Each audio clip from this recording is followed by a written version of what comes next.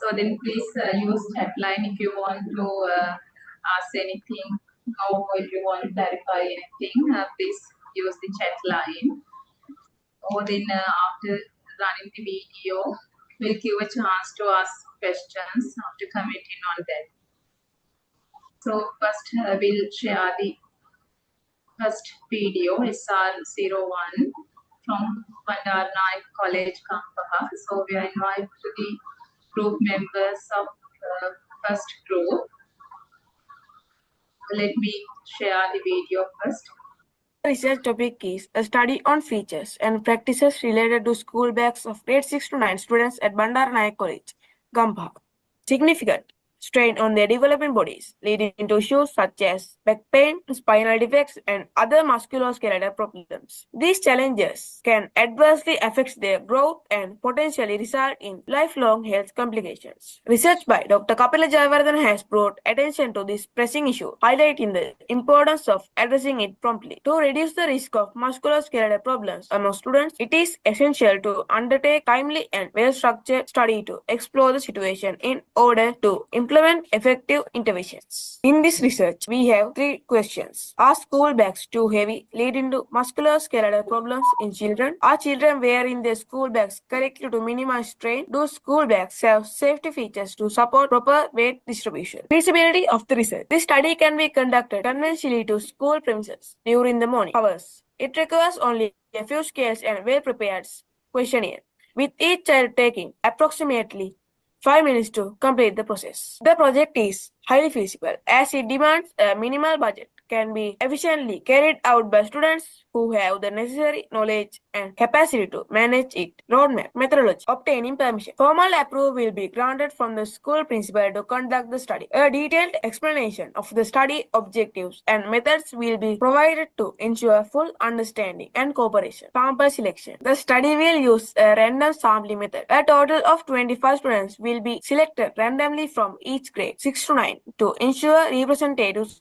sample. Data collection, tedious. Parts number requirement. Data collectors will position themselves at the school gate in the morning and select students randomly as they arrive. Verbal consent will be obtained from each student before participation. Weight measurement. Each student's school bag will be weighed using a calibrated scale. Observation. Data collectors will observe how each student wears their school bag, noting specific practices such as whether both shoulder straps are used, the bag's position on the back, and the overall fit. Observations will be recorded in a structured questionnaire. Bag inspection. Each school bag will be inspected to identify safety features, including paddle straps, waist belt, ergonomic design, and weight distribution aids. The findings will be documented. Data entry and analysis. All collected data will enter into an Excel spreadsheet for organization and analysis. Descriptive statistical methods will use to summarize the data, including frequencies, percentages, and averages, findings, and recommendations. The results will be analyzed to identify patterns and issues related to school bag safety features and carrying practices. Based on the findings, specific recommendations will be formulated to address identified problems and improve the safety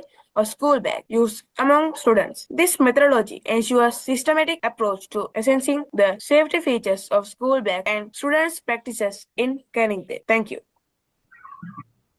Bandar Naik College, Kampaha. Then we are inviting to the first group members of the first group. So are you available? Are you here? Right, I think the group members are here. Now the project is, I think, timely related projects. I think previously, even from the government, there were initiatives to reduce the weight of the school bag and how it is worn. Now, usually, the school bags, particular bags, should be worn in both shoulders, but sometimes students are using one shoulder. And Bhutan, I think in your case, you will use 25 samples, right? As I can remember in the video. I think about the sampling. So there are different ways to get the sample.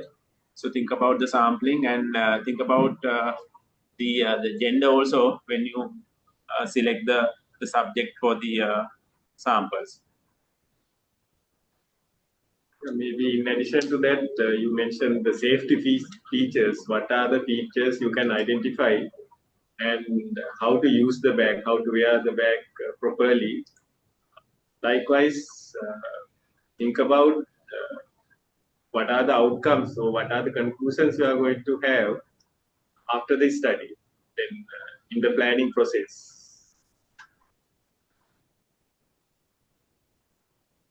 Hope you will take the photographs of when you do that study, and then put your analysis on the photographs, like analyze it and show it, and maybe you can very strongly person. I think this project is of value, but you must make the maximum, not stop at getting the data out, but you must communicate that out with some types of bags, the student comfortable, how they are comfortable, or they were just having access to this bag, and how they wear it even with what you have. So try to do a pictorial, develop a pictorial presentation on the study, and then put your analysis, annotate what you call as annotate the picture, and try to highlight the finding. Good. Thank you, sir. Now we will move to the next presentation by the second group of Bandar Naik College. Dear students of group number 2, please be ready.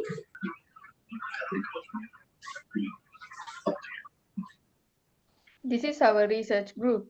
Our topic that we did research is on using traditional and neat, easy methods to purify water.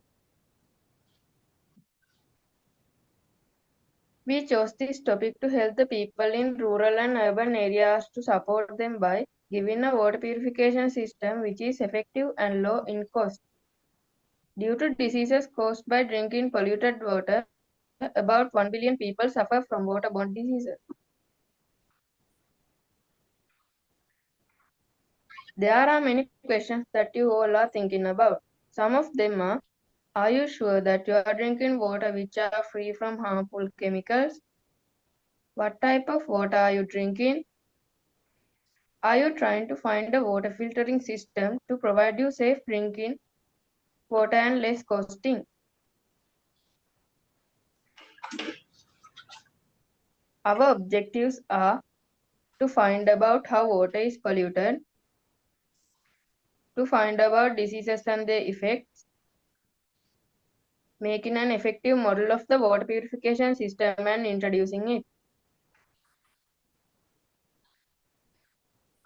There are many reasons for water pollution.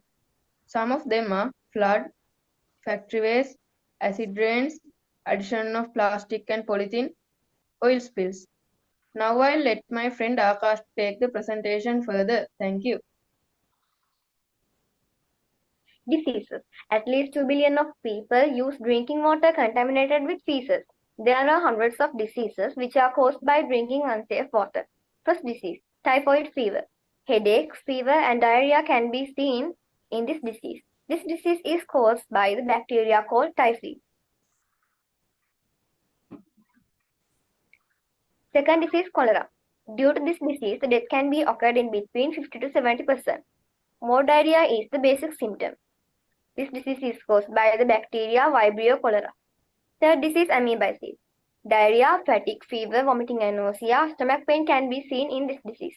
Fourth disease, paratyphoid fever. Diarrhea, fatigue, stomach pain, blood coming while using the toilet are the basic symptoms. Now I am going to invite my friend Lista to discuss furthermore on this research. Thank you. Model creating. To create the model, we chose these items as they could be found in Sri Lanka easily. To create this model, we need sand and other gravels, activated charcoal, cotton, cloth, banana peels, moringa seed powder.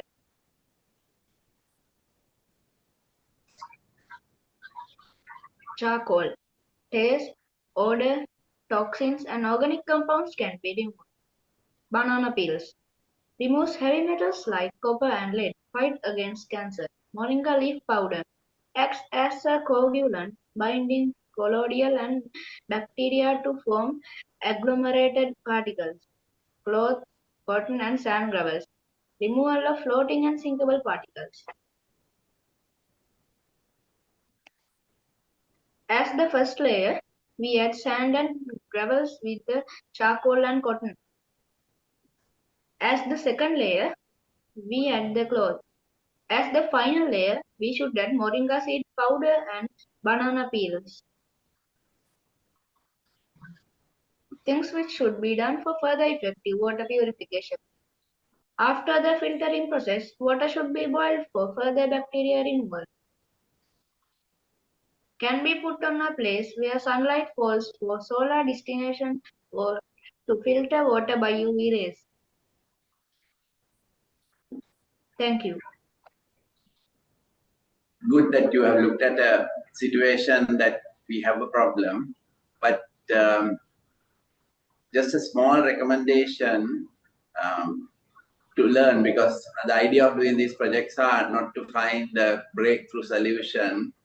You get to know how to do research, how to handle a project, understand the problem, all that. So it would be nice if you check your own water that you drink at school. Take few samples, and now you say banana peel can remove copper and so on. So just see whether in your school or the water that you bring in from the tap, or some students will bring water from home. Just take some samples and try to do an analysis, and then see whether you need to put charcoal, banana peel and all that first. So then you get a connection between the problem and the solution, right? And also when you say moringa seed powder, you indicated that you use the powder, you have a process before you use moringa. But banana peel, you have not, you just indicate banana peel. So that may give a wrong message that you can use the banana peel and do it. I think you need to process the banana peel if you want to remove copper and the other heavy metal that you mentioned. So nice you are doing this, because it's a very important problem. I mean, like, we have this problem. We may not get the full dose of all what you said, but try to analyze your water and then try to do a small unit of what you say and see whether it's happening. You will learn quite a lot by doing that way. It's a comment, but for you to think and look at the water that you currently drink. See the quality. Do you have any questions? No, sir. Okay, thank you. Good. Thank you, sir. Thank you. So then next we'll invite to the third group members. Then, as we mentioned earlier, so it is better if one of you can switch on video and ask questions if you have, and clarify the things with us. So let me share your video.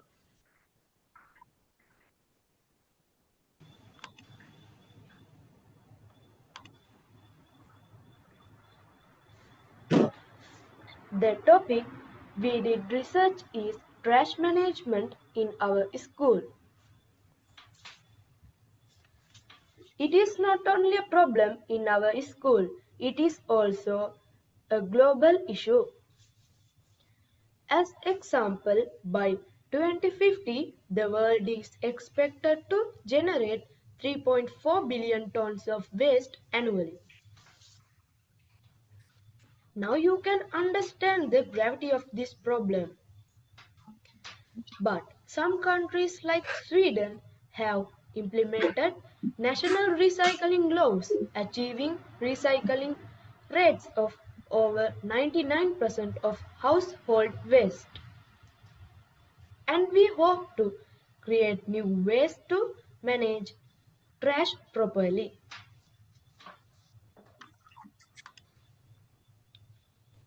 Significance of the trash management. We selected the topic of trash management because it is an issue that affects everyone, everywhere. But often it is unnoticed problem until it becomes a critical problem. With the increase of worldwide waste production, challenging of the trash management become more pressing. Poor waste management leads to pollution, environmental degradation, and negative health impact while also wasting resources that could be recycled and repurposed. We hope to highlight need for the better waste management habits, raise awareness about sustainable solutions like recycling waste reduction, and encourage individuals.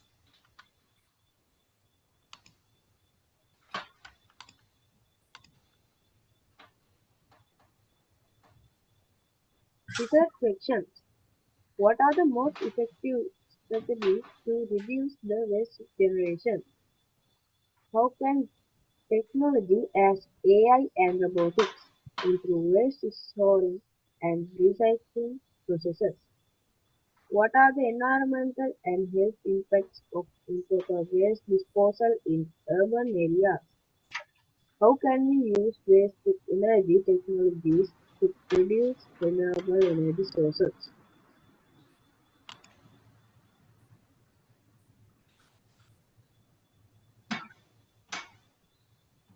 Improper trash disposal causes to water pollution, marine life destruction. Improper disposal of waste sometimes enters to the water bodies and those materials go through rivers and enters to the sea. Then these materials ingest to aquatic animals and it leads to destruction of aquatic animals' lives. Environmental pollution. Soil pollution. Waste can leak harmful chemicals into the soil and which harms plants, animals and even humans. Air pollution. Burning waste release toxic gases that pollute the air and contribute to climate change. Health risks. Spreading diseases. Improper waste disposal attracts pests like rats and flies, spreading diseases. Respiratory problems. Burning trash, especially plastic, release dangerous fumes that cause breathing problems. Raise awareness. Supplying knowledge about the disadvantages of using improper waste to disposal waste among the people. Resources recovery. Finding ways to convert waste into energy. Develop better policies into waste management and laws and regulation. Innovate treatment technologies. Finding new ways to treat and process waste. Thank you. I think you discuss about overall process of how to solve the trash problem, and there are so many things discussed. One is collection of trash, and then effects of the problem, what will happen, and then how to use things like AI, robotics. It's a complete scope. You talk about overall problem, issues, where you, what are the available solutions or technologies that could be used.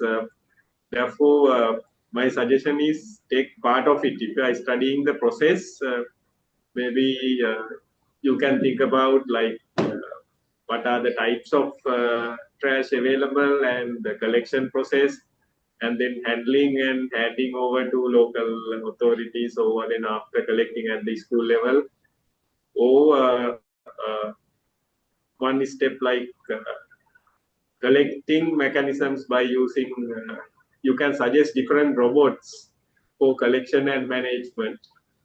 There are like maybe with one case study at your school, maybe at one place you can try to have different categories and propose maybe one solution.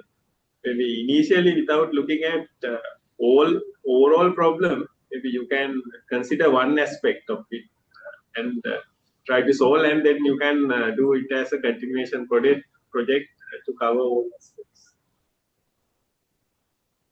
Yeah, adding to that, something I would say is you showed the pictures from the internet, right? You have, but now you have showed all the problems that can happen from rats and flies to diseases, everything. Now what you should do is see exactly what you are doing at school. It should be nice to see now when you start the project, what is the situation in the school? How the garbage trash is handled, how the trash is generated, what is the type of trash, and then do something. As said, it was at least in one point, do something, color coding, putting some thing and doing mechanism of separating, and show that you understood the problem. Then you gave us at least a small simple solution. Then you have done it. You have learned how to do something. So always use your pictures. Make an effort to take your picture, talk about the problem that you have at school and the way. Otherwise, you are using internet information only. It's fine to get knowledge, but do not 100% follow what the internet says, because then you are not adding any new thing, right? So you will learn a lot by taking your own photograph, writing your own line, and saying, okay, we know our school pollutes the next door well. Our school put it into this vehicle, and the garbage trash gets somewhere in Gampaha where you dump it. Have you gone and checked the place that the trash is going? You can see whether you can see rats and flies, right? So do a little bit of walking, taking some photos, sketching, connect the problem to what is happening at your school. Then do something very simple as partial solution. Good. Thank you, sir. Thank you, sir. Do we have any questions? No, sir. Thank you so much to the Bandar Naik College teachers and students.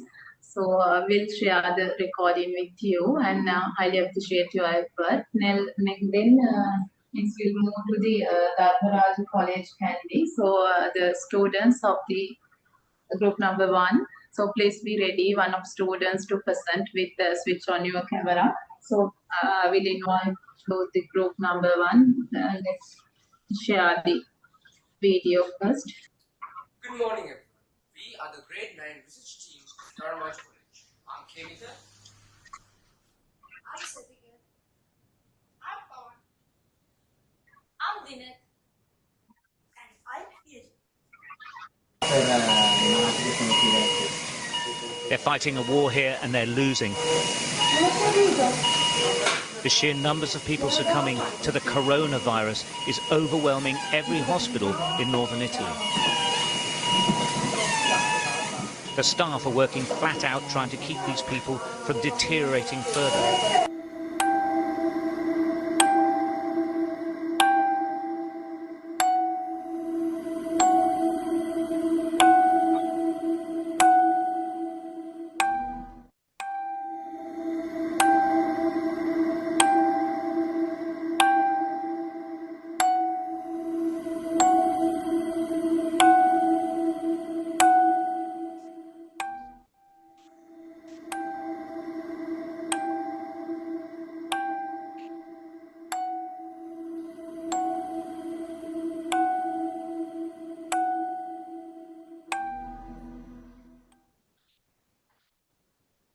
We all remember how the highly infectious COVID-19 tormented people for nearly 2 years. We have noticed that people have complained that after suffering from COVID-19 illness, they have faced many respiratory illnesses throughout the years. This is our research to find out whether COVID-19 can cause later respiratory illnesses. And now, I'm going to talk about the significance of this topic. Self-discovery. We think this research is important because of a few reasons. Our first reason is the long-term health care can be improved for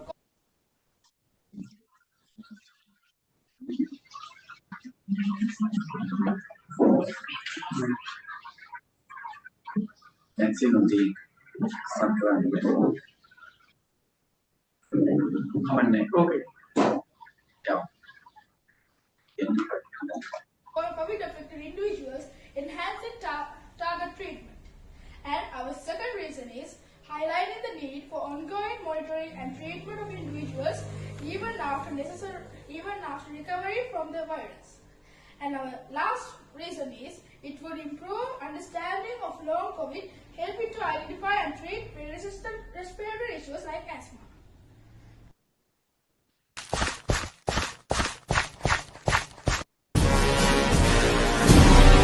A few moments later.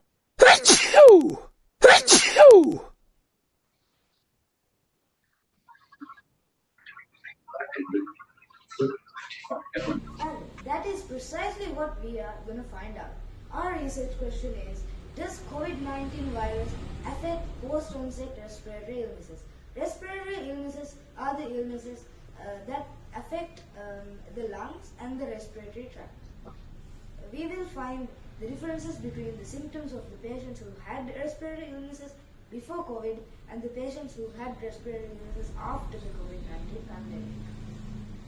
You might have observed at a glance this research looked very difficult to conduct, but this research is actually very easy to conduct. We just need to create a survey and then hand it over to the patients in the Ratnapur Teaching Hospital and the Kandy National Hospital by the help of our parents. Then we collect all the results of the survey and then create percentages out of it. Our research can be done very easily and in a very short period of time. Now we might be wondering how we're going to execute this research. First of all, we'll make a questionnaire asking the respiratory clinic patients of Ratnapur Teaching Hospital and the National Hospital, Kandy. We plan on handing out 50 printed surveys to each hospital clinic with the help of our patients. The aim of these surveys are to find out exactly if the patients who have been infected with COVID-19 back then actually are more prone to get respiratory diseases. Then, when we have collected all the necessary data, we can move on to our data analysis. Our data analysis process is very simple. We plan on pushing all our data into a graph which will help us determine whether there is a significant difference between the infection rates of the respiratory illnesses after and before being infected by COVID-19. Then finally, we'll come to a conclusion, and our research will be complete. Thank you. Yeah, actually, we had some issues exactly grabbing based on this sound issues of your video. Can you hear us? Yes, sir. Then can you exactly from one or two sentences, can you quickly tell what exactly it is? We had some issues exactly identifying. Videos were okay, but not other, like your voice was not very clear. Yes, sir. We are trying to find out exactly if being infected by COVID-19 give a like if you're infected by COVID-19 back then, are you more prone to having respiratory illnesses because of the weakening of the respiratory tract and the lungs?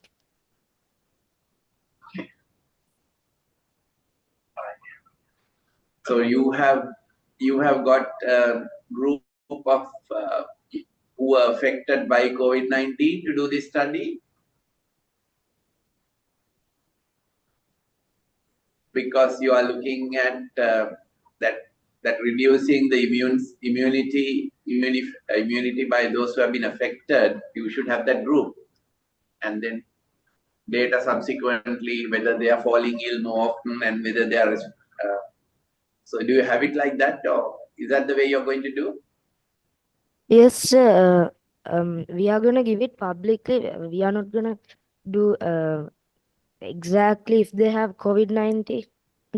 We are gonna give it publicly, so we can find out the differences between people who had COVID back then and people who were not affected by COVID-19. We plan on giving it to the respiratory clinic because they are affected by respiratory illnesses already. So we can find out if being infected by COVID-19 actually has a effect on that. Okay. Right. Tough problem, but good. You will have to do the data collection, identification of your subjects, really noting down data well, the analysis. Okay, you can learn. You can learn by the process and some statistical analysis as well. Good. Hope you will start by talking to the public health people, public health office, PHIs, or the divisional medical DMO. So to start with whether things have changed in the area after that or before, to get some idea and then start doing that analysis, because it may not be just respiratory diseases, maybe something additional as well, because immune system weakened doesn't mean only the respiratory part get weak. I mean, like more susceptible. Something other things can also happen. Good. Thank you. So next we'll invite to the second group of Dharmaraj College candidate. Let me share the video first.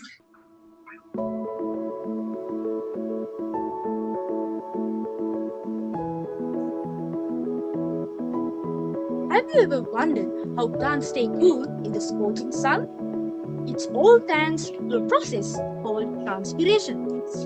Transpiration is when plants release water vapor from their leaves into the air, just like plants sweating for stay cool. But what if we put collected water? Imagine turning this invisible process into something useful for everyone. Plants get a lot of water through transpiration. Dry damage, this can lead to water stress, both plants and the environment. Let's go to meet data enthusiast Gagan. Do you know that a single tree can transpire thousands of liters of water per day? That's much. Let's look at the tank.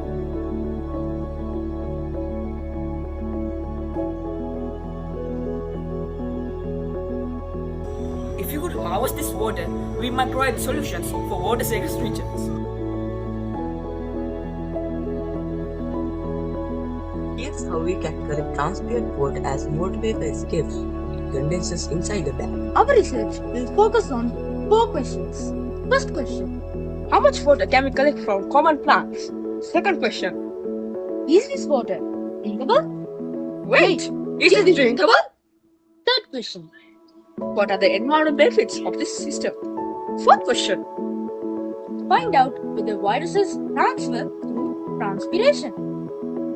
Think of people in water scarce areas. Collecting transpired water can help them as additional water resource. It could also help travelers and hikers to stay hydrated with nearby plants. We are also find a method to collect and store this water efficiently. Plus, enhancing plants water reduces strain on commercial water sources. Our roadmap will focus on 5 phrases.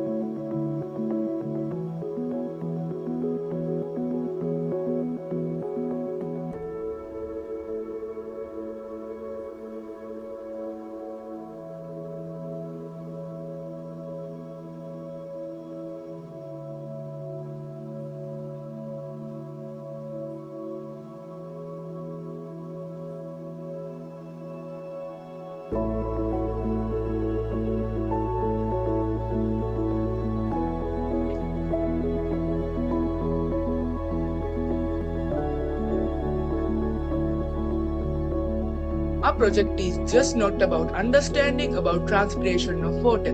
It's also how this transpiration water can be used as the resource.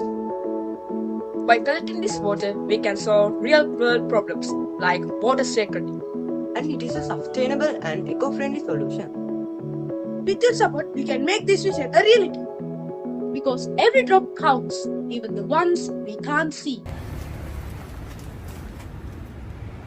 Bye.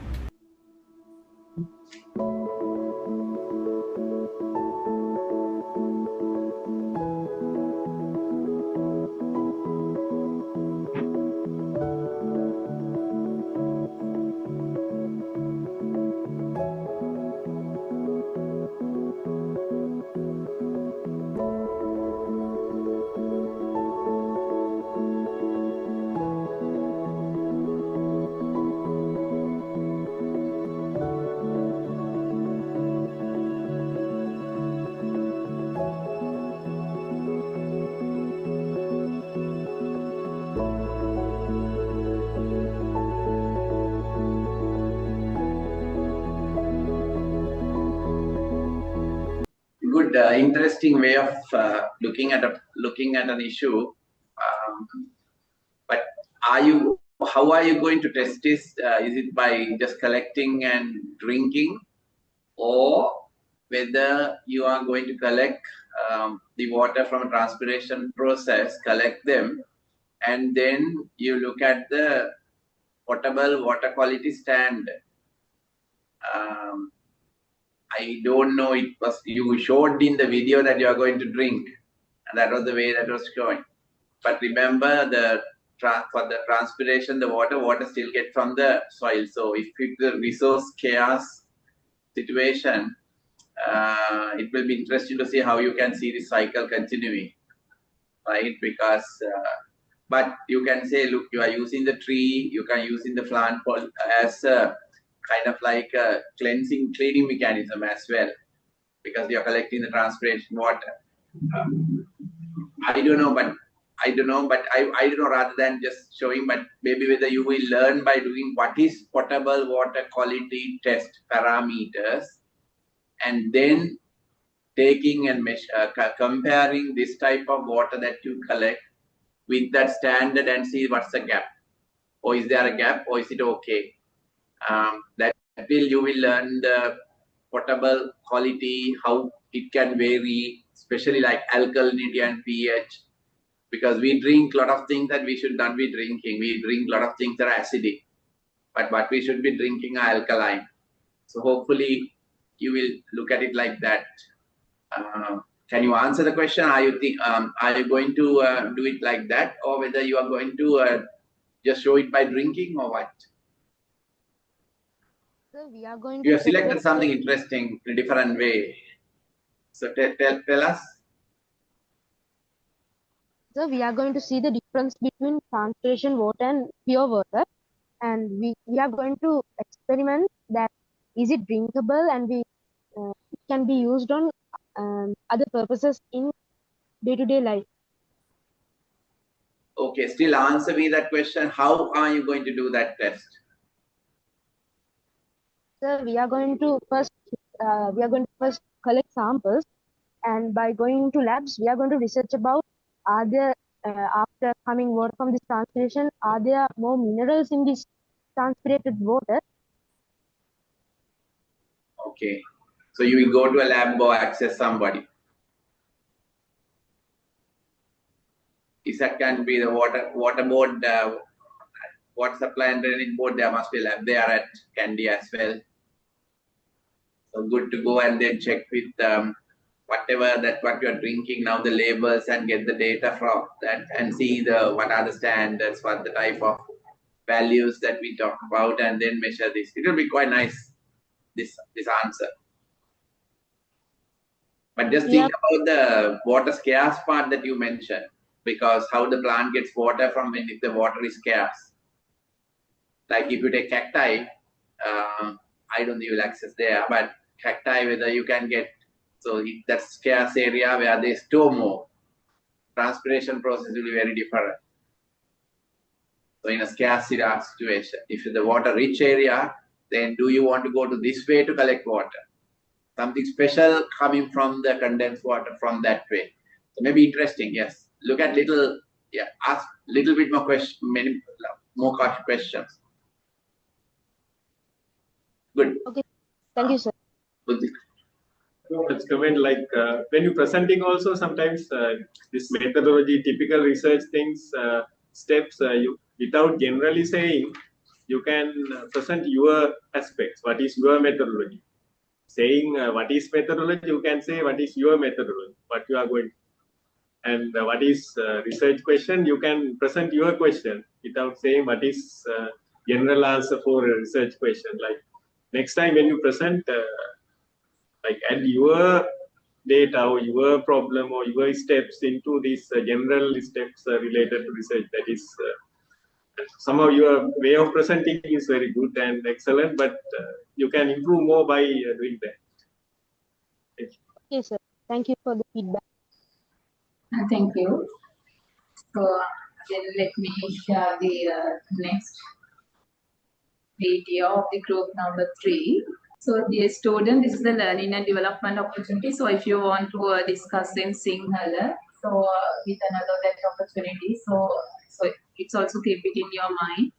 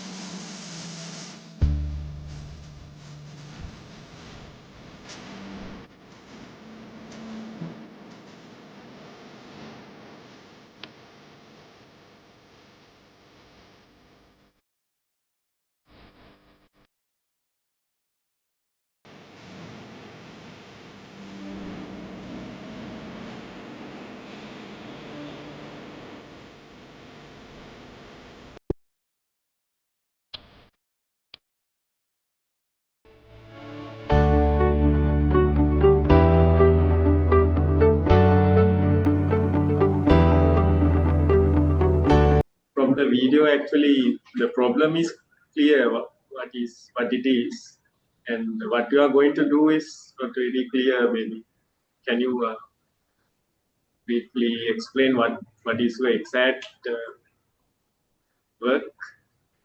Members, can you one of you can switch on camera and answer the questions? Yes, you can answer. So in this research, we are going to explain about how air pollution in Kandy happened in this year. Okay. Can we suggest something little in a personal way? Now, the picture before the last one was like before and today. That's a very, very sad, serious picture. Kandy before and Kandy are today, right? So it's very serious picture. But can you now while you look at the pollution, see, you are a school researcher. You are researching to learn as well. A lot of learning can be done by this project. So it would be nice if you think, look, I am going to spend your group, 5 or 6 of you, in Dharmaraja school, college for 8 hours per day or 9 hours per day. And you may have your sports practices, outdoor, all that. And it would be nice to relate when you spend 8 or 9 hours in the school, what is going to happen to me, meaning you, with the increased dust load, PM10, or breathing sulfur dioxides or nitrous oxides, or even a little bit of carbon monoxide, right? You can say a polluted day and a little less with the wind is there or a little bit clear. You can take similar pictures and see what is the load that is going to happen. And that will show you, look, we must do something. What is going to happen to my friends, all the school children who are there for 8-9 hours continuously breathing that. But when you're out on the ground, you will breathe more, right? So don't try to see, okay, you are going to study pollution in Kandy. You will learn pollution in Kandy, but you will learn what's going to happen, what is the extra load that is I am going to breathe.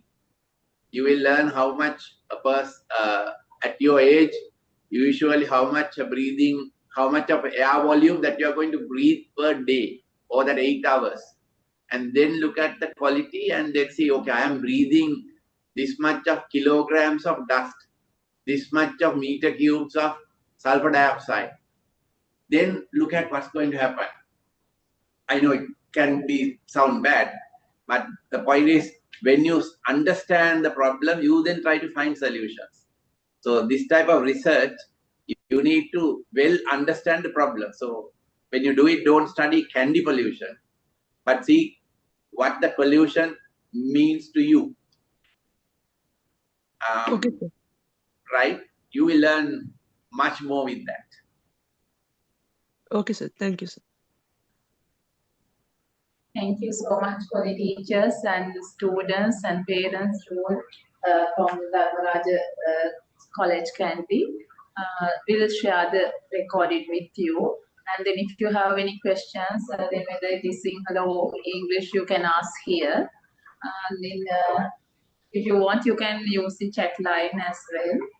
We will move to the next school, Hillwood College Kandy. Dear Madam and Sir, herewith I am presenting the research project of Group A from Hillwood College Kandy. Our research topic is the effect of common household chemicals on aquatic plants. Our team members are Amashal Disanayaka, Arushi Kusalavatta, Diana Fernando, Imedya Dasanayaka, Sinari Jayasinghe, and Seniti Vijayasuriya. Moving on to the introduction. Freshwater ecosystems support diverse organisms, including common aquatic plants like Salvinia, Iconia, Azolla, and Pistia. While some plants harm the aquatic environment, others, like Azolla, play a beneficial role by fixing atmospheric nitrogen, making them ecologically significant. Water pollution is a major threat to these ecosystems. Yet, the effects of common household chemicals like soap, detergents, and bleach on aquatic plants and animals remain poorly understood. Therefore, our research aims to address the impact of household chemicals on freshwater ecosystems by investigating the effect of those chemicals on the Azolla plant. Our main research question for this study is: what are the impacts of common household chemicals on the health and survival of Azolla plants? Our specific research objectives are to determine the effects of exposure to commonly used household chemicals on the growth of Azolla plants, to comparatively analyze the impact of soap, bleach, detergent, and dishwashing liquids on the survival of Azolla plants. Moving on to our hypothesis. We hypothesize that exposure to household chemicals such as soap, bleach, detergent, and dishwashing liquids will negatively impact the growth of the aquatic plants. We also hypothesize that the aquatic plants will show relatively high mortality and low growth when exposed to these household chemicals. Moving on to our methodology. First of all, the study organism. The Azolla plant is a small floating fern commonly found in ponds, lakes, and rice paddies. It belongs to the family Azolaceae. It is known for its ability to fix nitrogen through a symbiotic relationship with cyanobacteria, making it a valuable biofertilizer. For our research, we will be using Azolla as it is an important aquatic plant with the ability to fix nitrogen. The common household chemicals that we will use are soap, bleach, detergent, and dishwashing liquids from popular brands such as Sunlight, Clorox, Comfort, and Vim. Experimental design. We will use similar sized glass jars of 200 milliliters to prepare the experimental tanks. Each jar will be filled with 100 milliliters of pond water. 5 milliliters of each chemical will be added to each experimental tank. The control tank will only have pond water. The experimental setup will be repeated 3 times. Similar sized Azolla plants will be introduced to each experimental tank. Next, the data collection. Daily observations will be taken for a period of 2 weeks. The following observations will be recorded: the color variations of leaves, the number of dying leaves, the number of growing leaves, the weight change of the plant, color variations of the solutions, and finally, the data will be analyzed after the experiments. This is the timeline for our research. We will start proposal writing from day 1 to day 3. Experimental design from day 3 to day 4. We will start conducting the experiments from day 4 to day 14 along with the collection of data. Finally, the data will be analyzed from day 14 to day 18 along with report writing and presenting. Thank you for listening. Good, very specific. Why did you select Azolla? But were you very familiar with Azolla? I mean, how come you identified Azolla? Actually identified Azolla from the pond that's in the science faculty in the University of Tehran. So that's why we're getting our samples as well. Okay, good. Right. One comment, when we hope that you will use the kind of like the dilution, like now you said Clorox, Sunlight, dishwashing liquid. So when household, how much usually we will be using the amount of Clorox, Sunlight per, let's say, per day or per month, and try to see that your concentration that you are going to have in the beaker where you are going to put Azolla should have the dilution value that usually get, because you see the plant will be in a pond or somewhere. From the house, it will go to the drain and it will go to some other waterway and then finally end up in the pond. So don't try to see how you plan out your dilution coefficient, because you put, you put a solar plant in the sunlight water, just dissolve sunlight, you will find plant will vanish in no time maybe. So it may not be fair. And also these plants do have maybe a way of a little bit of acclimation, like ability to handle extra load, because they become robust, manage their environment little. They probably have this ability as well. So only think about the dilution factor, don't the concentrations. You can calculate and show how much sunlight household of 4 users per month, and then do that, and then see the typical concentration value with one parameter, total TDS value or pH or something, that together put 5 or 6 characteristics, then map it to the beaker that you're putting. But it's good. It's an interesting one. Yeah, very good. Properly planned. Yeah, you have thought about it, and yeah, good. Thank you. I'll move to the next presentation. Today, I am here to represent my group's research. Why does the tongue taste sweet after having a gooseberry? Teammates are Mahima, Danushi, Rashini, Chanudin, and Iniki.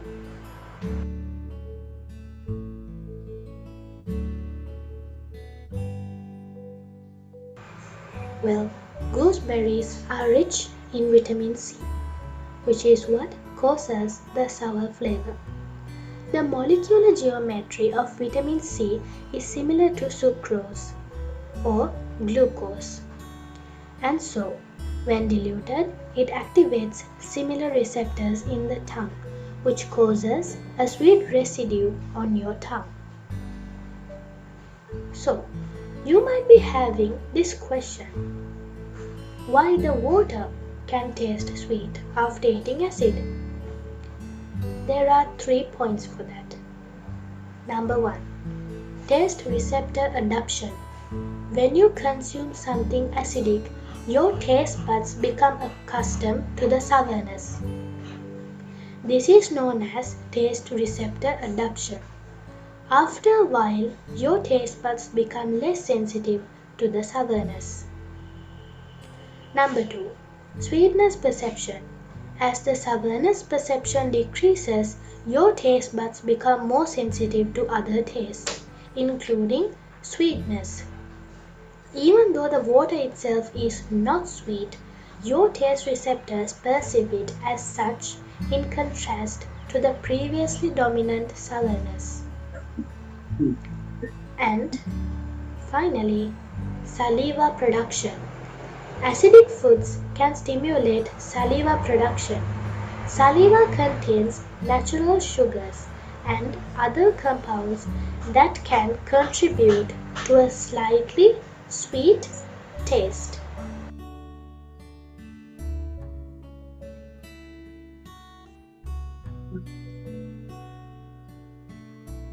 Some other reasons why water might taste sweet includes what you ate. Eating something sour can cause your saliva to produce chemicals that make things taste sweet. Number 2. Plumbing. Your pipes might need to be cleaned or flushed. Water quality. Well, water can taste sweet because of high levels of calcium and iron. Medication or health conditions. Some medications or health conditions can change how you perceive taste. Smell. The smell of the cup you are drinking from can impact your taste. sinus inflammation.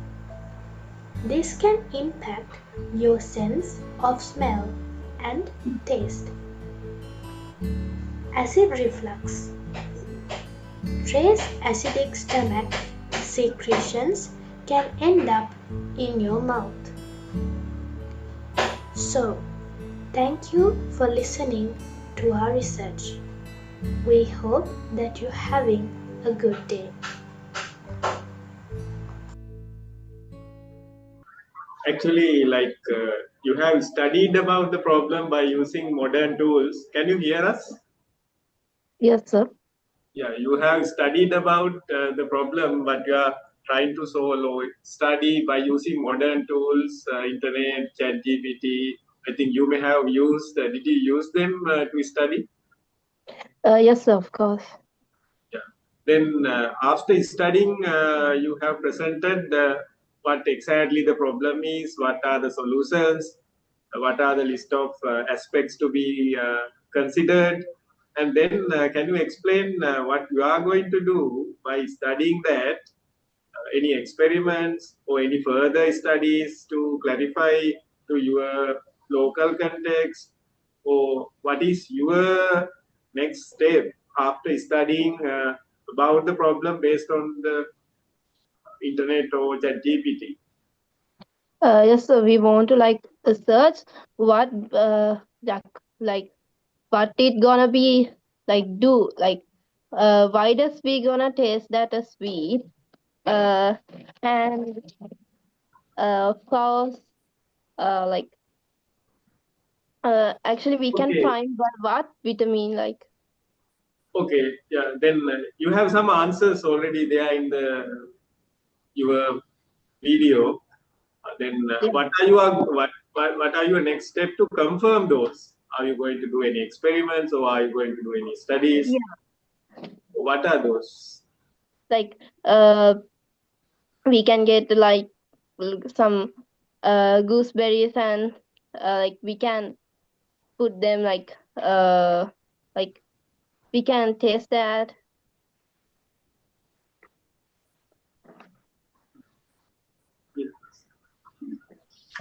You see, research, I think research has a lot of search. Search is 6 letters out of 8 is search. But you seems to have all the 8 letters. You see, your project, what you are saying, you have given the title, Why the Tongue Tastes Sweeter After Eating this Indian the gooseberry. But you are also giving the answer. So, because you are using the tools like ChatGPT and the internet, and you have given the answer. So, the question why tongue tastes sweeter, you are also already today gave the answer, because the answer has been coming from the ChatGPT or the internet. No, so excuse me. The answer we'll find by ourselves. But it says the vitamin C, the citric acid, all the you gave that. No, it's not the ChatGPT. We our team will discuss that and we do the project. Okay, maybe can you explain what were your discussions, and what was the process you had in your inside the team to prepare these outcomes or points? What is what you have discussed there in your team, and what is the process followed? Are you going to collect the fruits? Are you going to eat them? Are you going to have a team that you will get saliva and then collect the saliva? I mean, how do you get this? Because sweet is a sensation. It's a taste sensation. So how do you get the taste sensation measure? You will take qualitatively, okay, when I eat it, I felt sweet. And then are you going to test for vitamin C or chemical compound specific on the fruit? Are you going to do that? Yeah, sir, actually, I can't hear you. Like, can you speak louder? Now, okay, what are you going to test? Are you going to eat fruits and then check the chemicals? Yeah, we can say, yeah, we can check like that.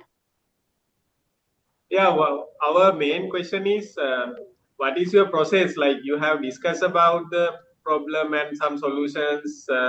What you are going to do, like during in your main activities of your research? Or Like we can do like it. We can use it for other products. Like we can make a drink like that taste.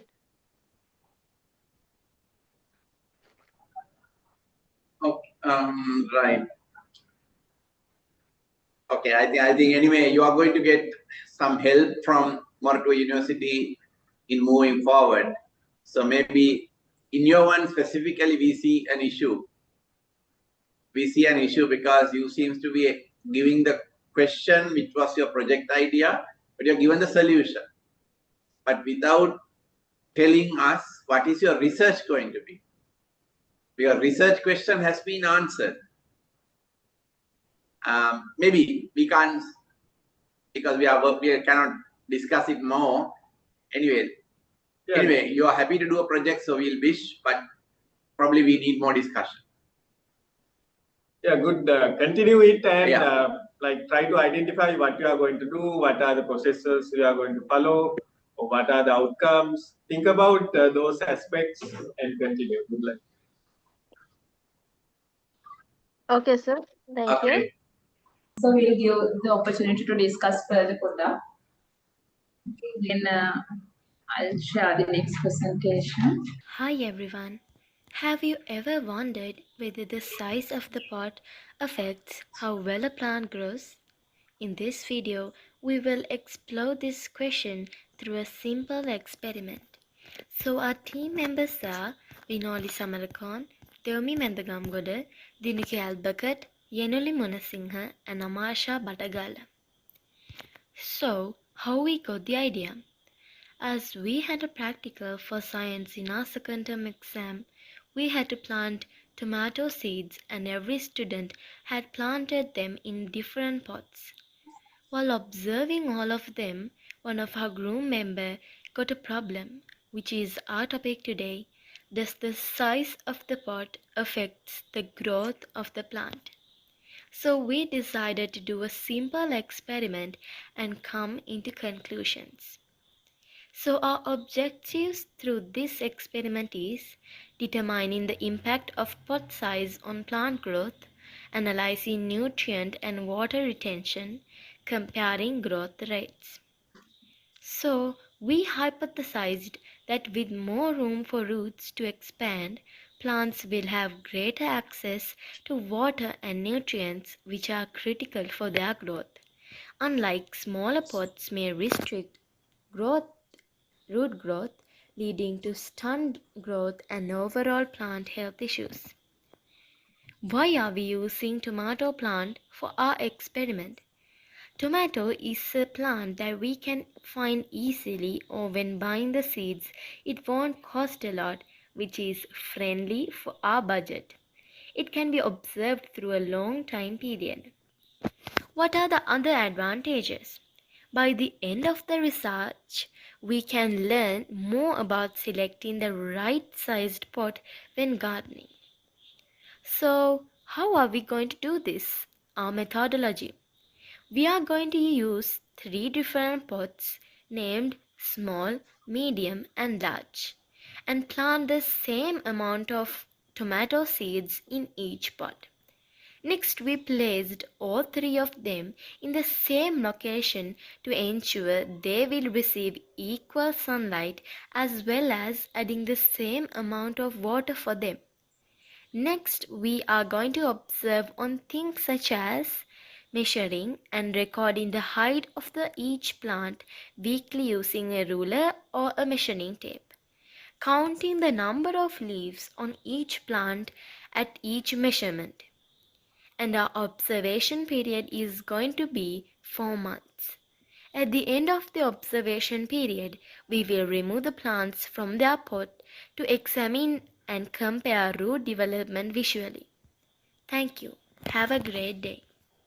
You have made very clear. It's nice you have given the how the origin came, your observation and asking the question, turning that into a problem and then studying. So I think that's fine.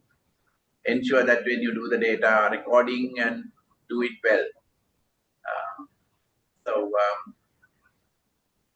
It's a simple question, but nice way of trying to do that and of value. Yeah, clearly presented. Yeah, good. It's good. Do you have any questions? No, sir. You students, if you have any questions, this golden opportunity to ask here. So we'll continue your project further. However, then if you have any things, you can discuss it even English or Sinhala or Tamil here. And then thank you so much for teachers of Hillwood College and students, parents, all. Then we'll move to the next Nalanda College, Colombo. Then we'll invite first group member, the group members of the first group. The effects of psychopaths and sociopaths on school students in Colombo district, Sri Lanka. Our team consists of 6 members. Yunal Randinu, leader, Tharuk Samarasekara, Vinu Gunatilaka, Kusala Gunasekara, Sanush Hettiarachchi, and Sahel Aminda. Our 3 presenters are Yunal Randinu, Tharuk Samarasekara, and Vinu Gunatilaka. Significance of this topic. Awareness and education. Psychopathy and sociopathy are often misunderstood but can significantly affect individuals and communities.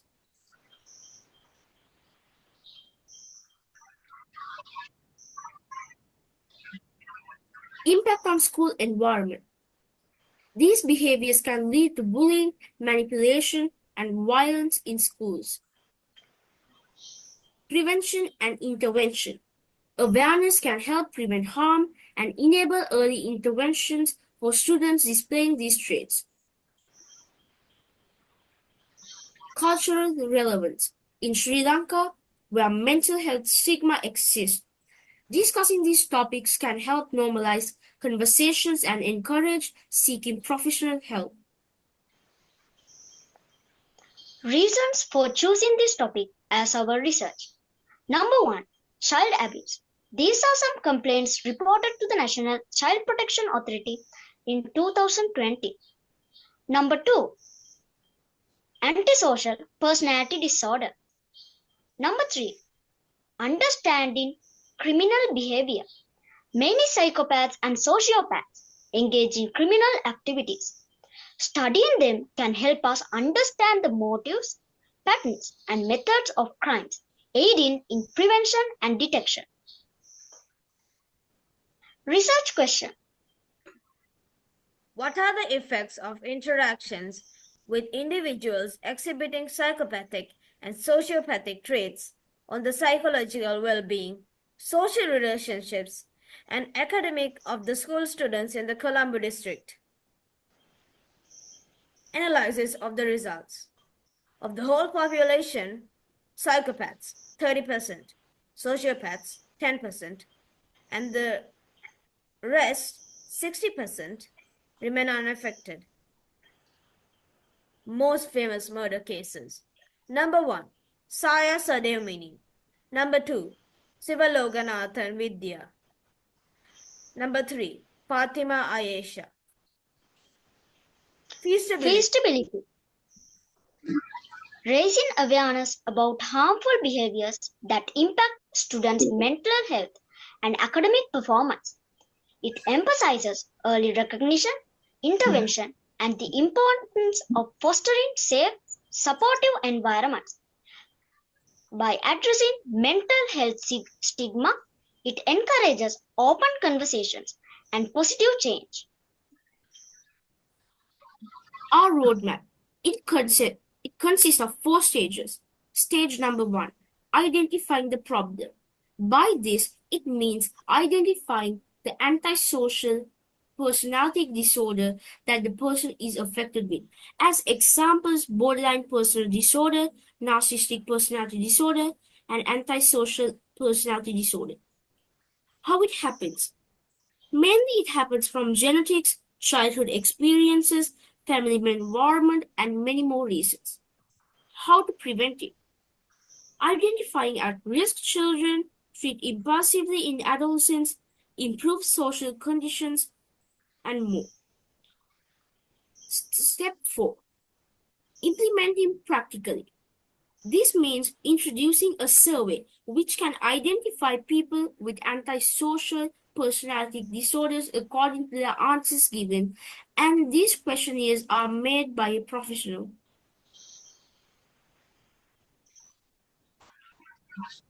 Acknowledgements. Thanks. Well, your title scares me. How did you come out about doing this topic? What made you select this for your research? There must be always a reason. Like it's interesting. Like last one, the pot and the plant observation. Yes. So now here, sociopath and psychopaths. So it's how come you identified this topic to do? And your topic is about association with psychopaths and sociopaths, and how do you avoid it, and how do you plan it? It's a complex work. Yes. Tell us. So while we were discussing one day, one of our friends told us that he read an article about kidnappings in Sri Lanka. So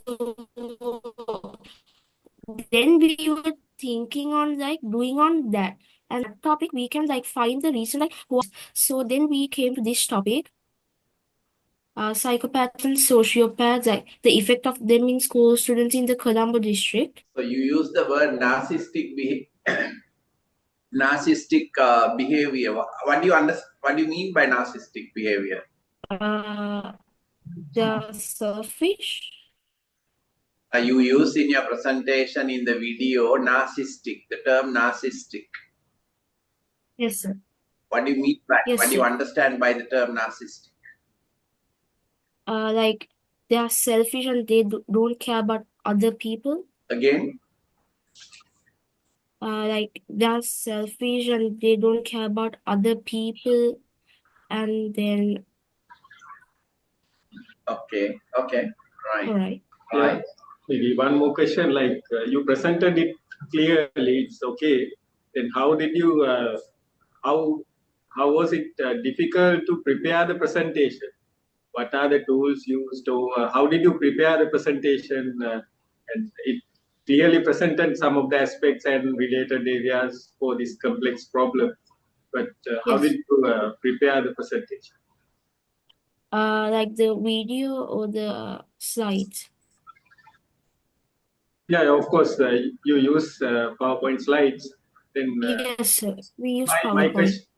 My question is, how did you prepare or create the content by studying this? What was the process followed? We mainly used Wikipedia and Google Scholar, and then other than that, we use secondary sources. Okay. You had 3 case study cases. Number 1, number 2, number 3. Are they Sri Lankans? Yes, sir. Recent? Yes, sir. It happened between the time period between 2015 and 2024. The cases happened a couple of years back. Okay. So different way of asking this question. Now you are doing a research. What is your ambition? What do you expect when you grow up? What do you want to study more? I want to be a neurologist. Neurologist. Yeah. Okay. Right. Good. Thank you, sir. Thank you. So we'll move next presentation. Good morning. Exploring sustainable solutions for waste management. My name is Jill Rappa. I am from Nalanda College Science Research Society. My team members are Metta Vihiguna, Dinu Jayadilkar, Venuta Jayasinghe. My name is Ritika Vihiguna. I am going to explain about our research topic. Our research topic is implement a foreign waste management system to Nalanda College in Sri Lanka. This research focuses on introducing a foreign waste management system to Nalanda College in Sri Lanka. It aims to improve how schools handle waste by adopting methods from countries with successful waste management systems.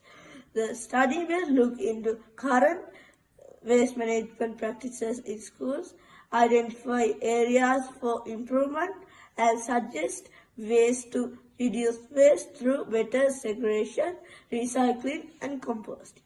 The goal is to promote environmental awareness among students and staff and create a sustainable waste management model that can be used in other schools across the city.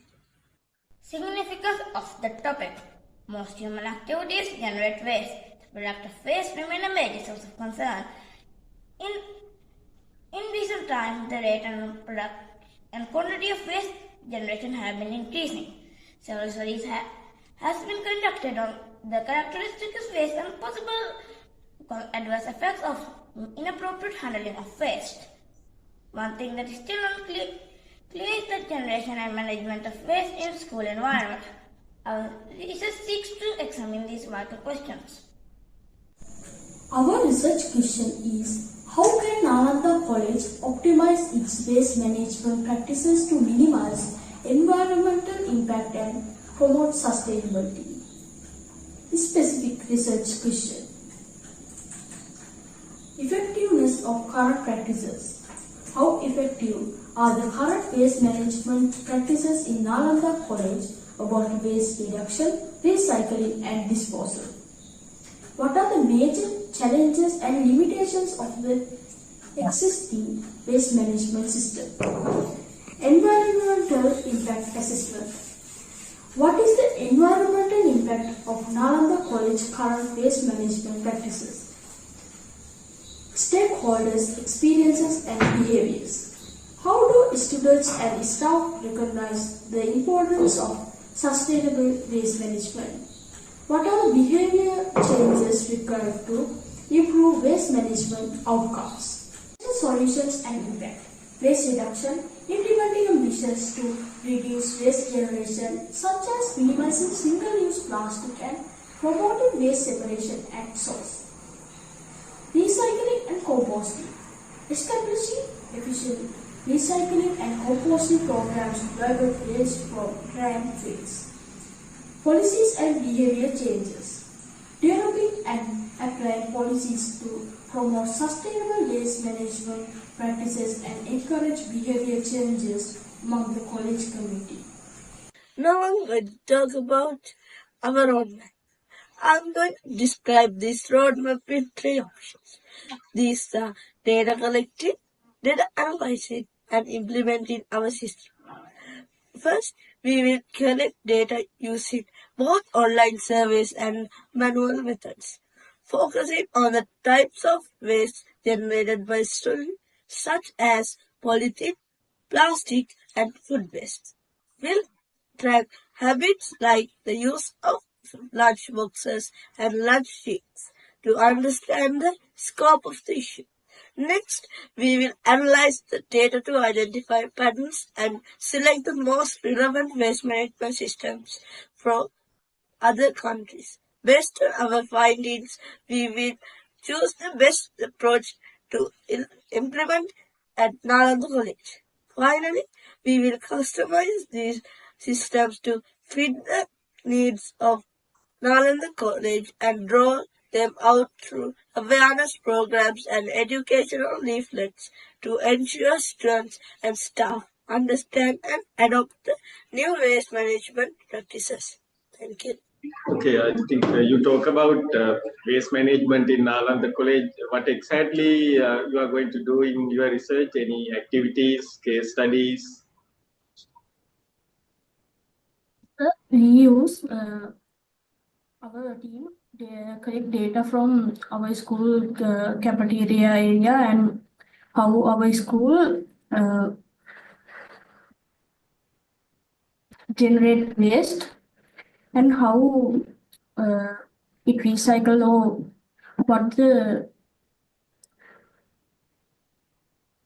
and we implement we try to have it plastic in our school and Okay, like you are trying to study the sources of waste and identify maybe the plastic content and or the polythene and how we can recycle that. Okay, good.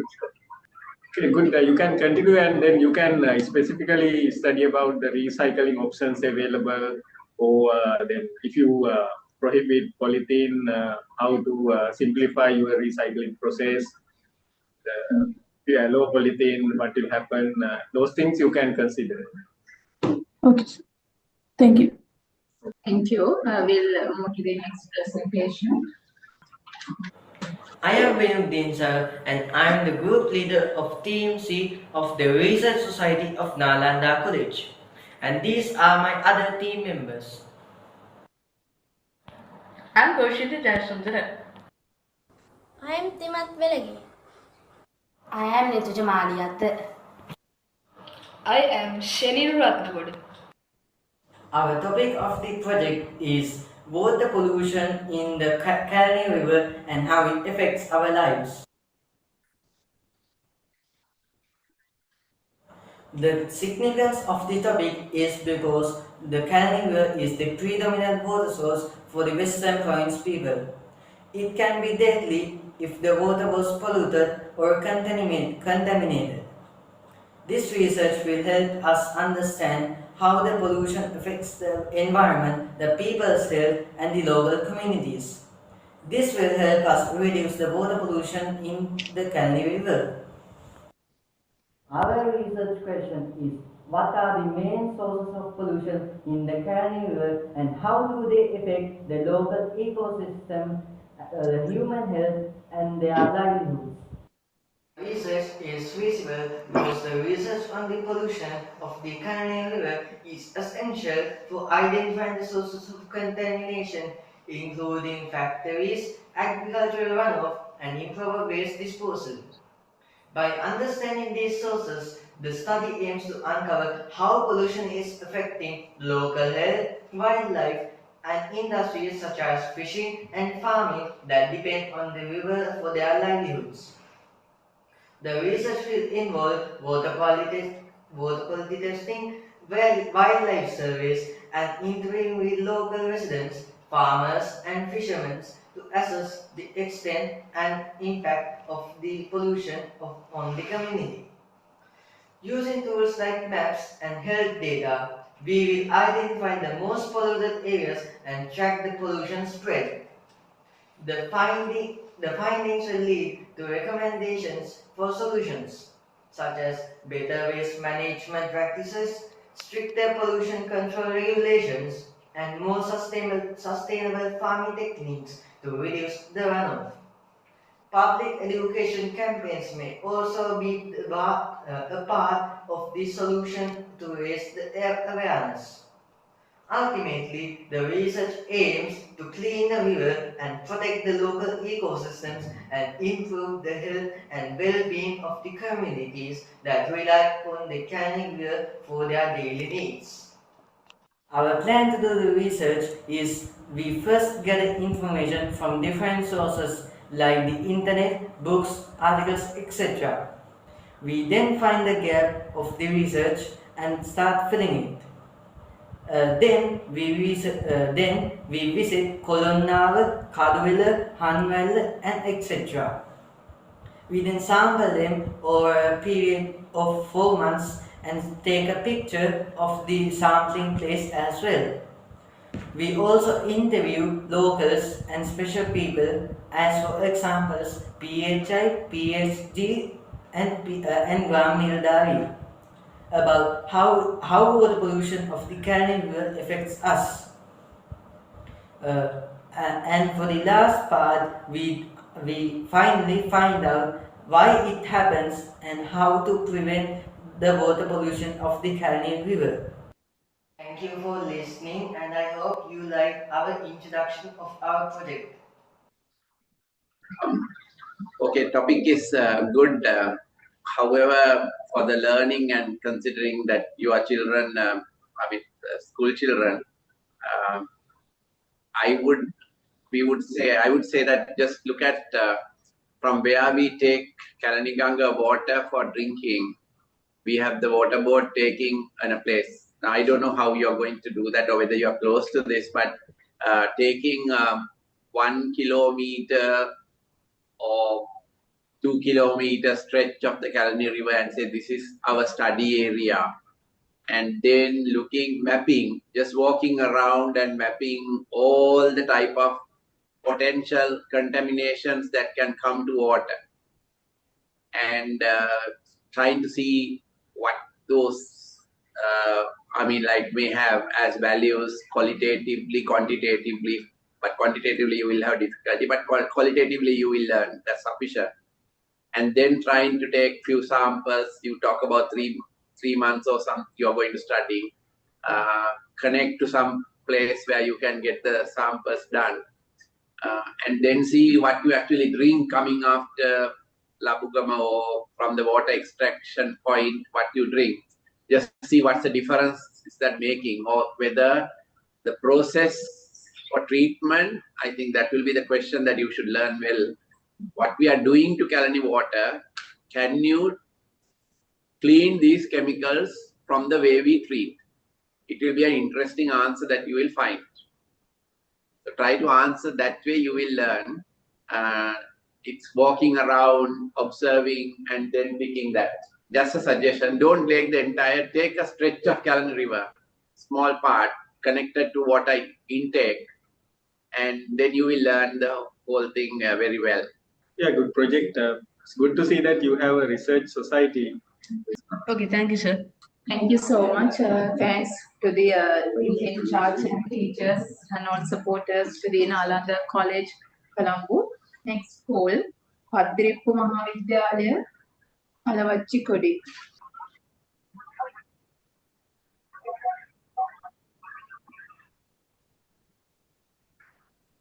We are from BDPD Padrippu.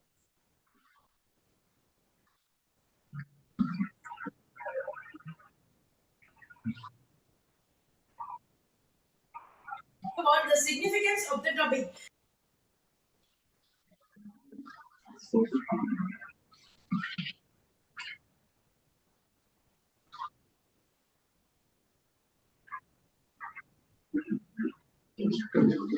Question mark. The fantasy. Okay, maybe we can ask questions.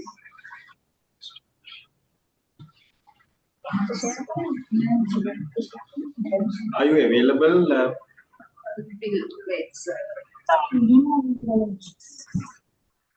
Yes, sir. Okay. Can you explain what exactly you are going to do? Like this automatic braking is like now, if you look at modern vehicles, can you explain what exactly you are going to do? Like if you take, you talk about this automatic braking systems, then what is your proposal? Automatic braking systems are available in some of these modern vehicles also.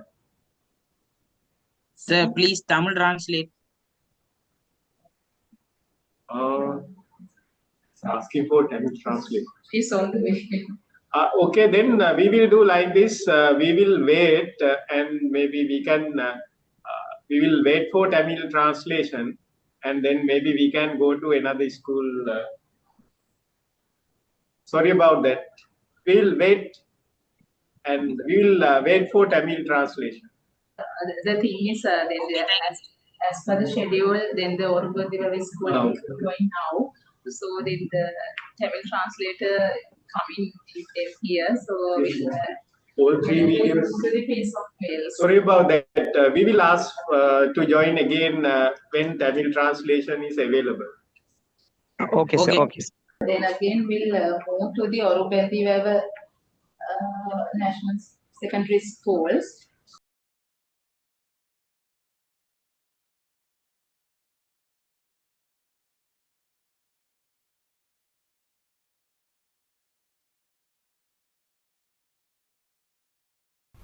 Have a good day to all of you. We are Orubandira National School Research Team. We are group number 3. So we are going to present our research proposal presentation here.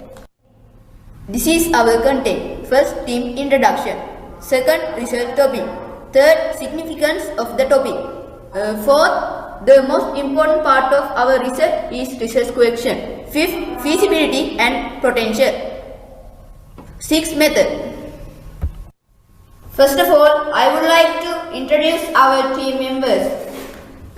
Manek, Danuja, Nedmi, Kavisha, myself, Jenny. So let's move on to our research topic. It is a study on the nature and quality of water bottles and lunch boxes used by school students. After that, move on new significance of the topic. So through our research may be aware of school committee and increase. We hope to increase quality usage of water bottles and lunch boxes and further, and through it we can reduce health impact by those unhealthy and unquality water bottles and lunch boxes. Yes, Jenny. Now I move on you to the most important part of the research. It is research question. Most of the students used to bring water and lunch from different attractive containers to the school, and they all are not in healthy manner. Now you can see in our school children use various kind of lunch boxes and water bottles, but most of them doesn't know the quality, healthy impact of those containers. They normally use polypropylene, stainless steel, glass containers as their lunch boxes and water bottles. Yes, they are not concerned about the quality of the containers. They just consider about the trend at the time period, attraction and the budget-free bottles and lunch boxes. And also the other problem is quality products are expensive in the market.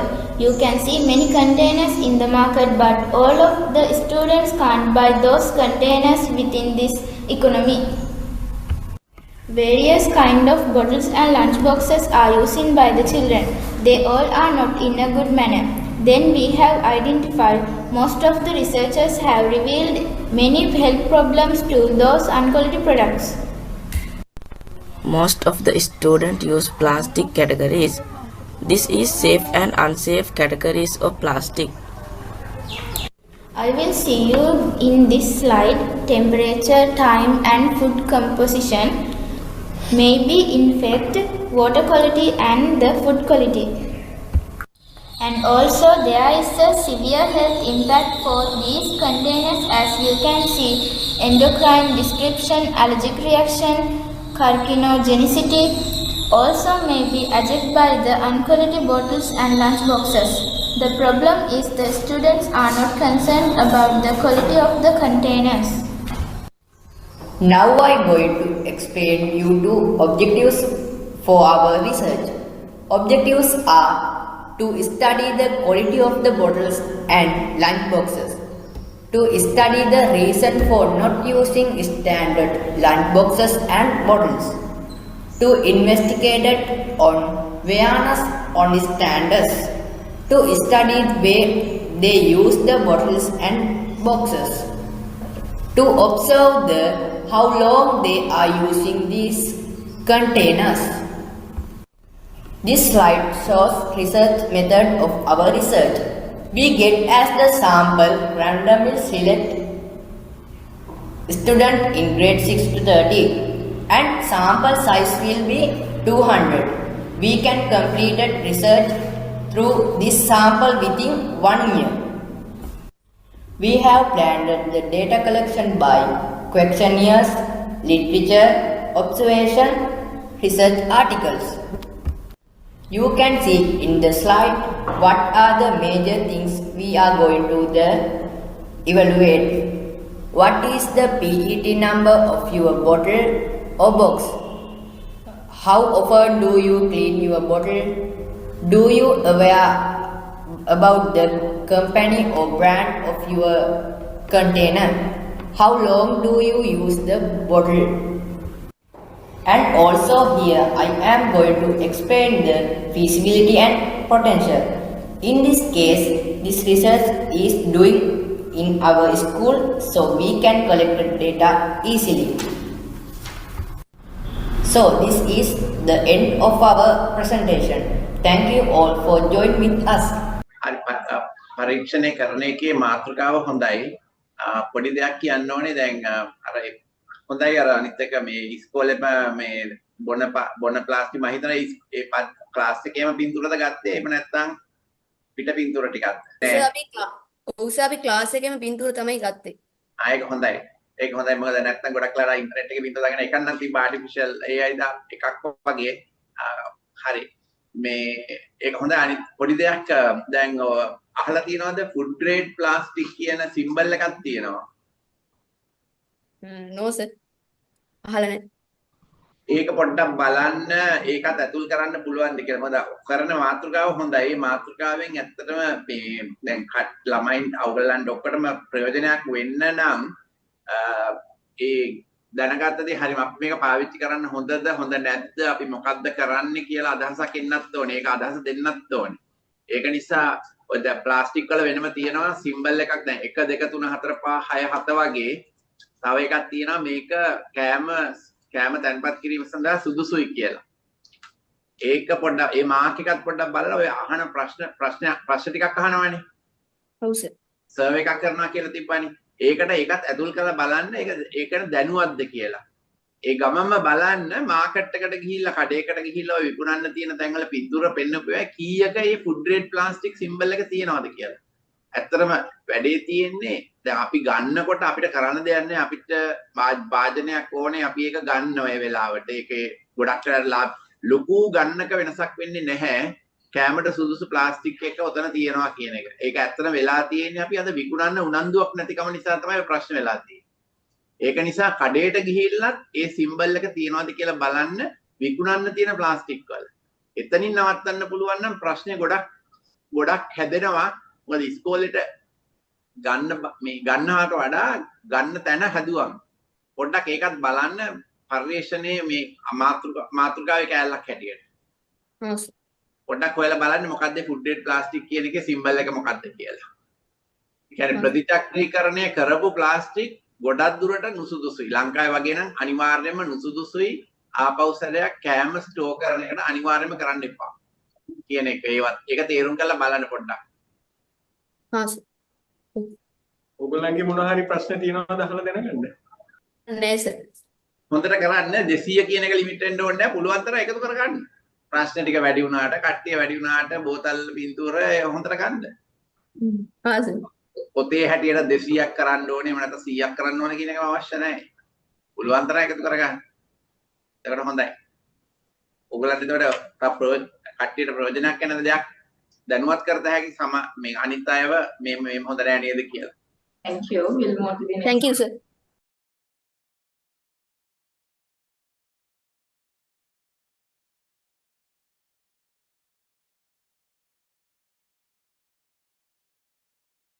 I wish a very good day for all of you.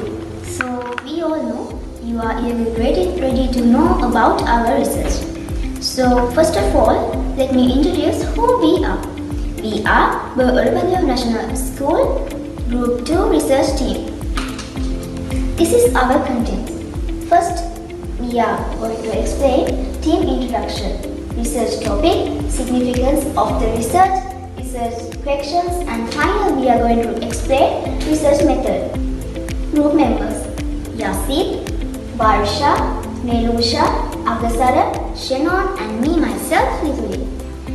This is our research topic. We choose a simple research topic, but it's a very big problem in our school. Our research topic is investigating the causes of underachieving students in the school.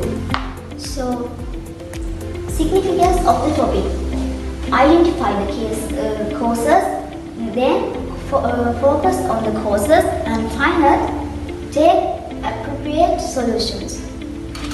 So this is a very big problem in our school, wasn't it, Varsha? Yes, of course, literally. In the school or the classroom, all the students are not in the same level of education. Some students show low achievement level and some are showing high achievement level. In our school, this situation is highlighted.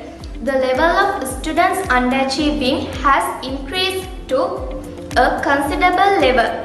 Many of the students are unable to reach the optimum performance level through education. This has become a problem for our school children. So, result of this case, they get low assessment marks and also they get low term test marks, and finally they show low ordinary level result in O-level exam. This problem directly affects the overall result of our school. The principal and teachers of our school work hard to bring the students to good results, but there are many reasons affect the overall result of our school. We studied through this research what are the reasons for this. Okay, we have observed some past records. We get the second term test mark sheets and choose the students got for less than 40% in the term test. You can see grade 8 20 students and grade 9 25 students have got less marks. This is the situation of our school. Then I would like to invite Umaria to continue the presentation. Okay, thank you, Varsha. I am going to talk about the objective part. First, major objective. To investigate crucial causes for unachievement of the student. And specific objectives. To follow the educational careers and parental occupation of the unachieving students. To estimate the extent of extracurricular activities of the selected students. Okay, now I would like to invite Nelusha to explain the method. Let's move on the research method. This is the important thing in the research. How we collect data? We can collect data through collection, indirect discussion and past records.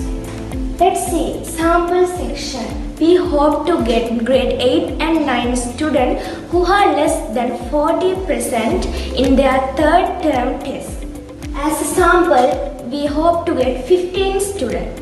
What are the records that we can get into our research? Term test mark, assessment mark, and records of the report card. What are the students' indicators? Mental health, physical health condition, and family background, last extracurricular activities. Next, I would like to invite Agasara to complete our presentation. Thank you, Nelusha. Okay, now I explain the feasibility and potential of the research. We can get the sample easily because we are doing this research in our school. Our grade 8 and 9 students are going to be evaluated in this research. Reference of our presentation, mark sheet grade 9 and mark sheet grade 8. So, this is the end of our presentation. Thank you all for joining us. ඇයි ඔය මාතෘකාව නම් වැදගත් ඒවා හැබැයි පොඩි දෙයක් හිතනවා මේ මොකද්ද කරන්න බලාපොරොත්තු වෙන්නේ ගත්ත උත්තරවල. දැන් අපි කියමු third term එකේ 40ට අඩු කීයක්ද කියලා හොයාගත්තා. අර ඉස්සෙල්ලා දුන්නේ 20යි 25යි කියලා ග්‍රේඩ් second term එකේ ඒ කී දෙනෙක්ද පන්තියේ කී දෙනෙක් ඉන්නවද ඉගෙන ගන්නවද? ළමයි කී දෙනෙක්ගෙන්ද 25යි 26යි ආවේ? ළමයි පන්තියක සාමාන්‍යයෙන් ළමයි 50 දෙනෙක් ඉන්නවා සර්. 50 දෙනාගෙන් අපි එයාලගේ second term test එකේ ලකුණු ඒ කියන්නේ 40% එකට අඩු ළමයි 20ක් සහ 9න් 25ක් තෝරගත්ත 9 වසරෙන්. එහෙම තමයි ගත්තේ අපි. හරි. මොකද ප්‍රතිශතයක් වශයෙන් දකිනකොට මම හිතන්නේ එහෙම දැන් ඒ කියන්නේ 25 52න් 20යි කියනකොට අපිට ප්‍රශ්නය දැවෙන ප්‍රශ්නයක් වගේ දැනෙනවා. ඒ අර තනිකරම 25 විතරක් තියෙනකොට තේරෙන්නේ නැහැ කීයද කියලා. ඒක පොඩ්ඩක් අර දත්ත පෙන්වන විදිය පොඩ්ඩක් තව ඒක දැන් තිබ්බනම් හොඳයි. නමුත් දැන් අපි කියමු දැන් හොයාගත්තා කියලා හේතුව මොකන්ද කරන්න හදන්නේ? මාතෘකාව හොඳයි. ඒක වැදගත්කමක් තියෙනවා. හැබැයි දැන් ඒකේ ගන්න උත්තරේ මොකක් හරි කරන්න බලාගෙනද කරන්නේ? එහෙම නැත්නම් දැනුවත් වෙන්නද කරන්නේ? ඇත්තටම සර් මේ ප්‍රශ්න අපේ ඉස්කෝලේ ගොඩක් බලපාලා තියෙනවා. ඒ හින්දා අපේ ඉස්කෝලේ ගොඩක් විදුහල්පති ඇතුළු ගුරු මණ්ඩලයේම මේ ගොඩක් එයාලත් මේ ගැන හොයනවා. ඇයි මෙහෙම ළමයිට වෙන්නේ?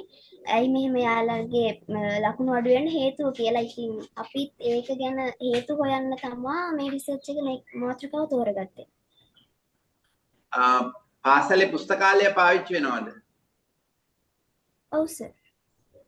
දැන් ඔයගොල්ලෝ බලනවද ලයිබ්‍රරි එක ඔය පන්තියේ ළමයි පාවිච්චි කරන ආකාරය වගේ පොඩ්ඩක් එහෙම බලනවද? එහෙම නැත්නම් කොයි විදිහටද දැන් අහන්නේ හේතු ටික දැන් මානසික mental health කියලා තිබ්බා physical health කියලා තිබ්බා. ඒ විදිහට බලනකොට ඒක ටිකක් ලොකු මාතෘකාවක් නේ. දැන් mental health කියන එකට ඒකට එකපාරට දාන්න බෑනේ. ඉතින් නමුත් මොනවා හරි වෙන අගයන් මොනවා හරි ටිකක් එපා හොයන්නේ ඒකක බලන්න. නමුත් තව ප්‍රායෝගික දේවල් මේ විෂයක කොහොමද වෙන්නේ කියලා අඩු වෙන එක පුස්තකාලේ පාවිච්චි කරන හැටි එහෙම හොයලා බලනවාද? එහෙම නැත්නම් මොන විදිහද ඒක බලනවද? අපි බලාපොරොත්තු වෙනවා සර් එහෙම හොයන්න. අනික එයාලගේ ඒ ලකුණු අඩු වෙන්න සමහර අයගේ පෞල් පසුබිම් බලපානවා. ඒ වගේ හේතුත් තියෙන හින්දා අපි පෞල් පසුබිම ගැන ඒ වගේම එයාලගේ බාහිර ක්‍රියාකාරකම් වලට එයාලා කොහොමද ඒවට තියෙනවද ඒ වගේ තමයි බලන්න ඉන්නේ අපි. සමහර වෙලාවට ප්‍රශ්න 10ක් තිබ්බත් උනන්දුව වැඩි නම් කිසිම ප්‍රශ්නයකට පිටිපස්සට අදින්න බෑ. ඒ වගේ කොහොමද අහුවෙන්නේ කියලා. ඒ කියන්නේ වැදගත්ම දේ අර විදියට අර ප්‍රශ්නේ විතරක් තේරුම් ගත්තොත් ඒකම හේතු වෙනවා කියලා හිතන්න තමාරුයි සමහරලාට. කොහොමද තියෙන සම්පත් ප්‍රයෝජනයට ගන්න? උනන්දුව කොහොමද? අපි මේ දැන් කියපු විදියත් හරි ෂෝක්. ඒ කියන්නේ ඉස්කෝලේට බලපානවා කියලා කියපු එකත් ඒක මම හිතන්නේ වැදගත් ඒක දැනෙන විදිහට කිව්වා. හරි. නමුත් හරි බලමු ඒක මට කියන්න හරි අමාරුයි. නමුත් අර ලයිව් පාවිච්චි කරන හැටි උනන්දුව කොහොමද කාලය පාවිච්චි කරන්න කියන එක. ඒ කියන්නේ සමහරවිට ගොඩක් කාලය අපත යන අවස්ථා තියෙනවා. කියන්නේ තියෙන සම්පත පාවිච්චි කරොත් ඔය තත්ත්වෙන් ගොඩක් උඩ යන්න පුළුවන් කියන එක වෙනවා. ඒක මට මෙතන කියන්න අමාරුයි මේ.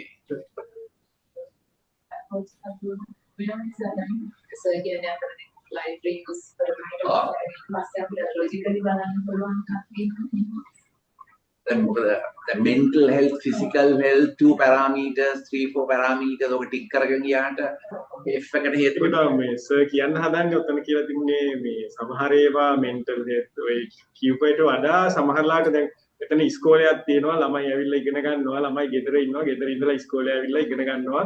එතකොට දැන් ඒ තියෙන දේවල් ගෙදරත් ප්‍රශ්න තියෙනවා එහෙම නැත්නම් ඉස්කෝලේත් ප්‍රශ්න ඇති ඒ ළමයි ඇතුළේමත් ප්‍රශ්න ඇති ඔය කට්ටිය ඉන්නේ ගෙදර තියෙනවා ඉස්කෝලේ තියෙනවා ළමයි ඉන්නවා. ඉස්කෝලේ ෆැසිලිටිස් ටික තියෙනවා. ඒකට ගෙදර හොඳයි නම් ප්‍රශ්නයක් නැහැ. ඉස්කෝලේත් හොඳයි නම් ප්‍රශ්නයක් නැහැ. ළමයිත් හොඳයි නම් හොඳටම හොඳයි. ඒකට ගෙදර ප්‍රශ්න තිබුණොත් ඉස්කෝලේ ළමයා ඉන්නවා. එතකොට ඉස්කෝලේත් හොඳ වෙලා ළමයාත් හොඳ වුණොත් ඒත් ගොඩ යනවා. එහෙම නැත්නම් ගෙදරත් ප්‍රශ්න, ඉස්කෝලේත් ප්‍රශ්න. ළමයා හොඳ වුණත් ළමයා උනන්දු නම් ඒත් මේ ගොඩ යන්න පුළුවන්. එතකොට අන්නේ ඒ ළමයා උනන්දුයිද හොඳයිද කියලා බලන්න ප්‍රශ්න ටිකක් තියෙන්න ඕනේ. ඉස්කෝලේ තියෙන ෆැසිලිටිස් තියෙනවද නැද්ද? මොනවද අඩු? එහෙම නැත්නම් ඒ තියෙන ඒවා ළමයා පාවිච්චි කරනවද නැද්ද කියන එක. ඒවත් බලන්න. එතකොට ඒත් එක්කම බලන්න ගෙදරත් හොඳයිද ප්‍රශ්න තියෙනවද කියන එක. එතකොට ඒ කොටස් තුනම බැලුවොත් මම හිතන්නේ ගෙදර තත්ත්වේ, ඉස්කෝලේ තත්ත්වේ, ළමයාගේ උනන්දුව ඒ පැති තුනම බැලුවොත් ඒ තුනටම අදාළ පොයින්ට්ස් ටිකක් දාගන්න ඕගොල්ලන්ගේ මේ අහන ප්‍රශ්න. හොඳට කරන්න. Thank you. Thank you. Thank you so much for teachers and students of Orubeliya Secondary School. We'll move to the Dirippu Madhyama Vidyalaya Kalawachipudi. Then maybe Tamil translator will translate our questions for you. My question was what exactly you are going to propose as this automate brake controlling system. What you are going to propose, there are existing systems in vehicles, but what is your proposal? Can you explain? Please translate. Okay இங்க வந்து automatic break control system வந்து நிறைய இருக்குது. So இதுல நீங்க எந்த சிஸ்டத்தை வந்து நீங்க ப்ரொபோஸ் பண்றீங்கன்றத எக்ஸ்பிளைன் பண்ண சொல்லி கேக்குறாங்க. In 2022, Toyota model car means it's CHR. It has a automatic braking car system, but its engine is off. We improve that system, and now our system is automatic car system, but it's a manual system. You are going to improve. You mentioned CHR, this Toyota vehicle. Yeah, Toyota CHR. What is the limitation in Toyota CHR ABS? CHR ABS ல இருக்கிற limitation என்னன்னு சொல்லி கேக்குறாங்க. Means it has a small sensor. It's go 3 meter and it's find a car and it's full off, means engine off. And we improve it and create a automatic braking system. That car isn't off engine. You mean when engine is off also your system is working? Please translate. Engine off. System. பிள்ளைங்க தமிழ்ல சொல்லுங்க. Miss translate பண்ணுவான் please. என்ன சொன்னா அந்த Toyota CHR car வந்து ஒரு காரை ஃபைண்ட் பண்ணி அந்த காரை கண்டோடனே 2 ஃபீட்ல வந்து என்ஜின் ஆஃப் ஆகி ஃபுல்லா நின்றும். அப்ப பின்னுக்கு வர கார் வந்து அதுல மோதி ஆக்சிடென்ட் வரும். அப்ப அதை இம்ப்ரூவ் பண்ணி வந்து நாங்க என்ஜின் ஆஃப் ஆக நார்மலா நம்மளோட காரை ஸ்டார்ட்ல நிக்கிற மாதிரி நின்று திருப்பி அது ஒர்க் ஆகி போற மாதிரி செய்யப்படும். திருப்பி இருக்க சொல்லுவீங்களா? என்னது சிஹெச்ஆர் கார் வந்து 2 ஃபீட்லயே கார் வந்து ஸ்டாப் ஆகினா ஃபுல்லா என்ஜின் வந்து ஆஃப் ஆயிடும். அப்ப அதுக்கு பின்னால வர கார் வந்து அதுல மோதுற டைம்ல வந்து இன்னொரு ஆக்சிடென்ட் வந்து அவட உருவாகும். அப்ப நாங்க வந்து அதை இம்ப்ரூவ் பண்ணி அப்படி என்ஜின் ஃபுல்லா ஆஃப் ஆகாம நார்மலா காரை வந்து ஸ்டார்ட்ல நிப்பாட்டுற மாதிரி சிஸ்டம் ஒன்றை கிரியேட் பண்ணலாம். அதாவது முன்னுக்கு பிரேக் இருக்கேக்க நீங்க திடீரென்று பிரேக் பிடிக்க 2 ஃபீட்ல வந்து அந்த பிரேக் பிடிச்சு அதுல ஸ்டாப் ஆகும். இதால வந்து பின்னுக்கு இருக்கிற நார்மலா ஸ்டாப் ஆகும். நார்மலா ஸ்டாப் பிரேக் மட்டும். Okay sir, can you audible? Yes. Yeah, they say that normally the Toyota that car will be when they put the brake, it will be stop after the 2 feet. If they stop after the 2 feet, maybe the next car will be got accident with that car. So they plan to they created a new system that without fully stop that brake, they plan to be with start that car will be have the starting energy that car also have that energy while it stopped.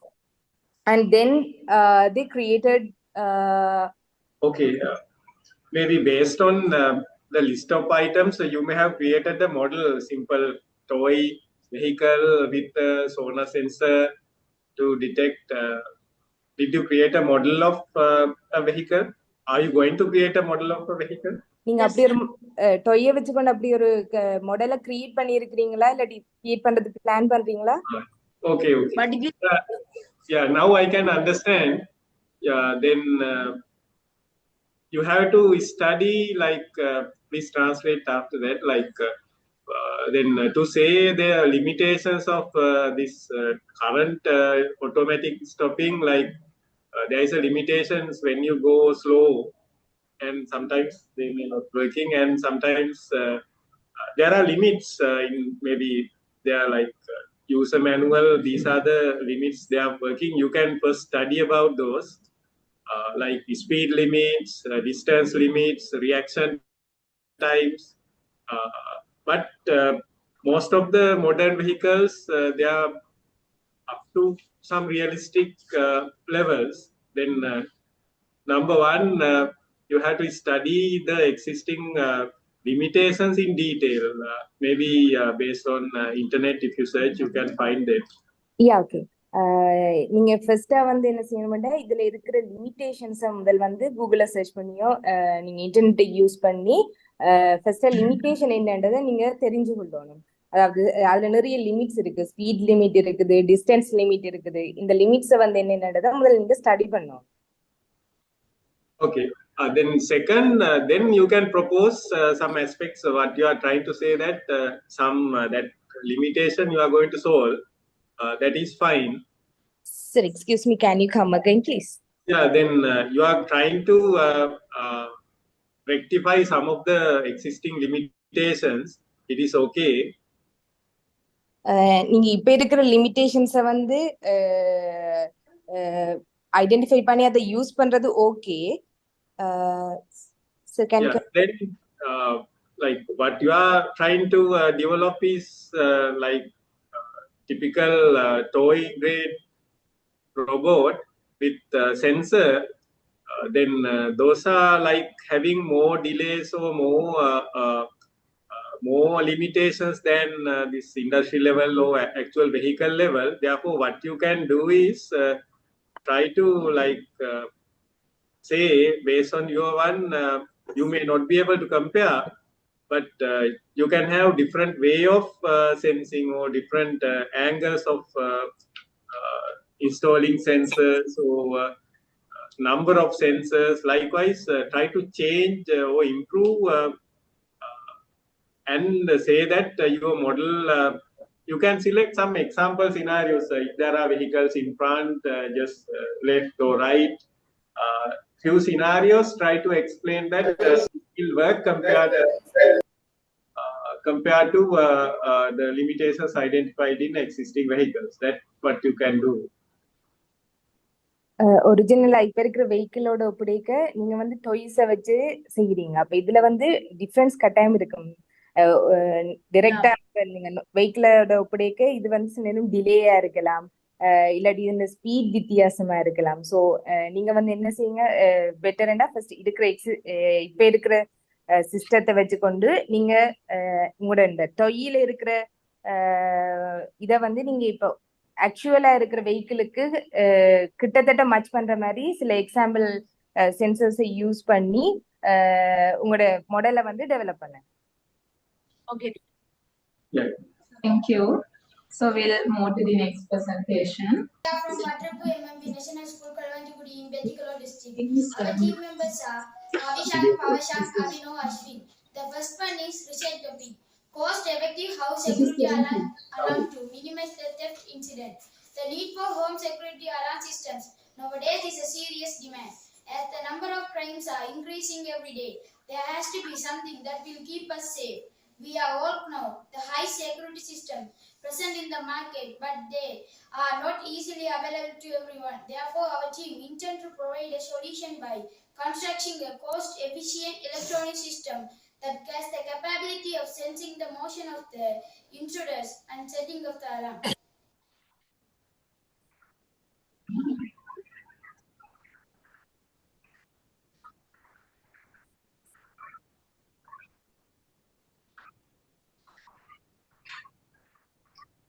Police a total of 14,312 thefts, robberies, and burglary incidents were reported across the country in the year 2021. Factors that contribute to the theft incident: socio-economic factor, environment factor, behavioral and physiological, social and cultural factors, economic constraint. House security alert alarm. The basic idea behind this project is that all the bodies generate some heat energy in the form of infrared, which is invisible to the human eyes, but it can be detected PAR sensor. The project involves the use of coordinate PAR sensor, buzzer, LCD display, and a simple program. The sensor detects any motion in its permissible range and triggers the alarm. It will also send the signal to the Arduino, which processes the signal and set off the alarm along with detection message on display. With this system, we can easily set up in a security alarm in our home for unwanted intruders.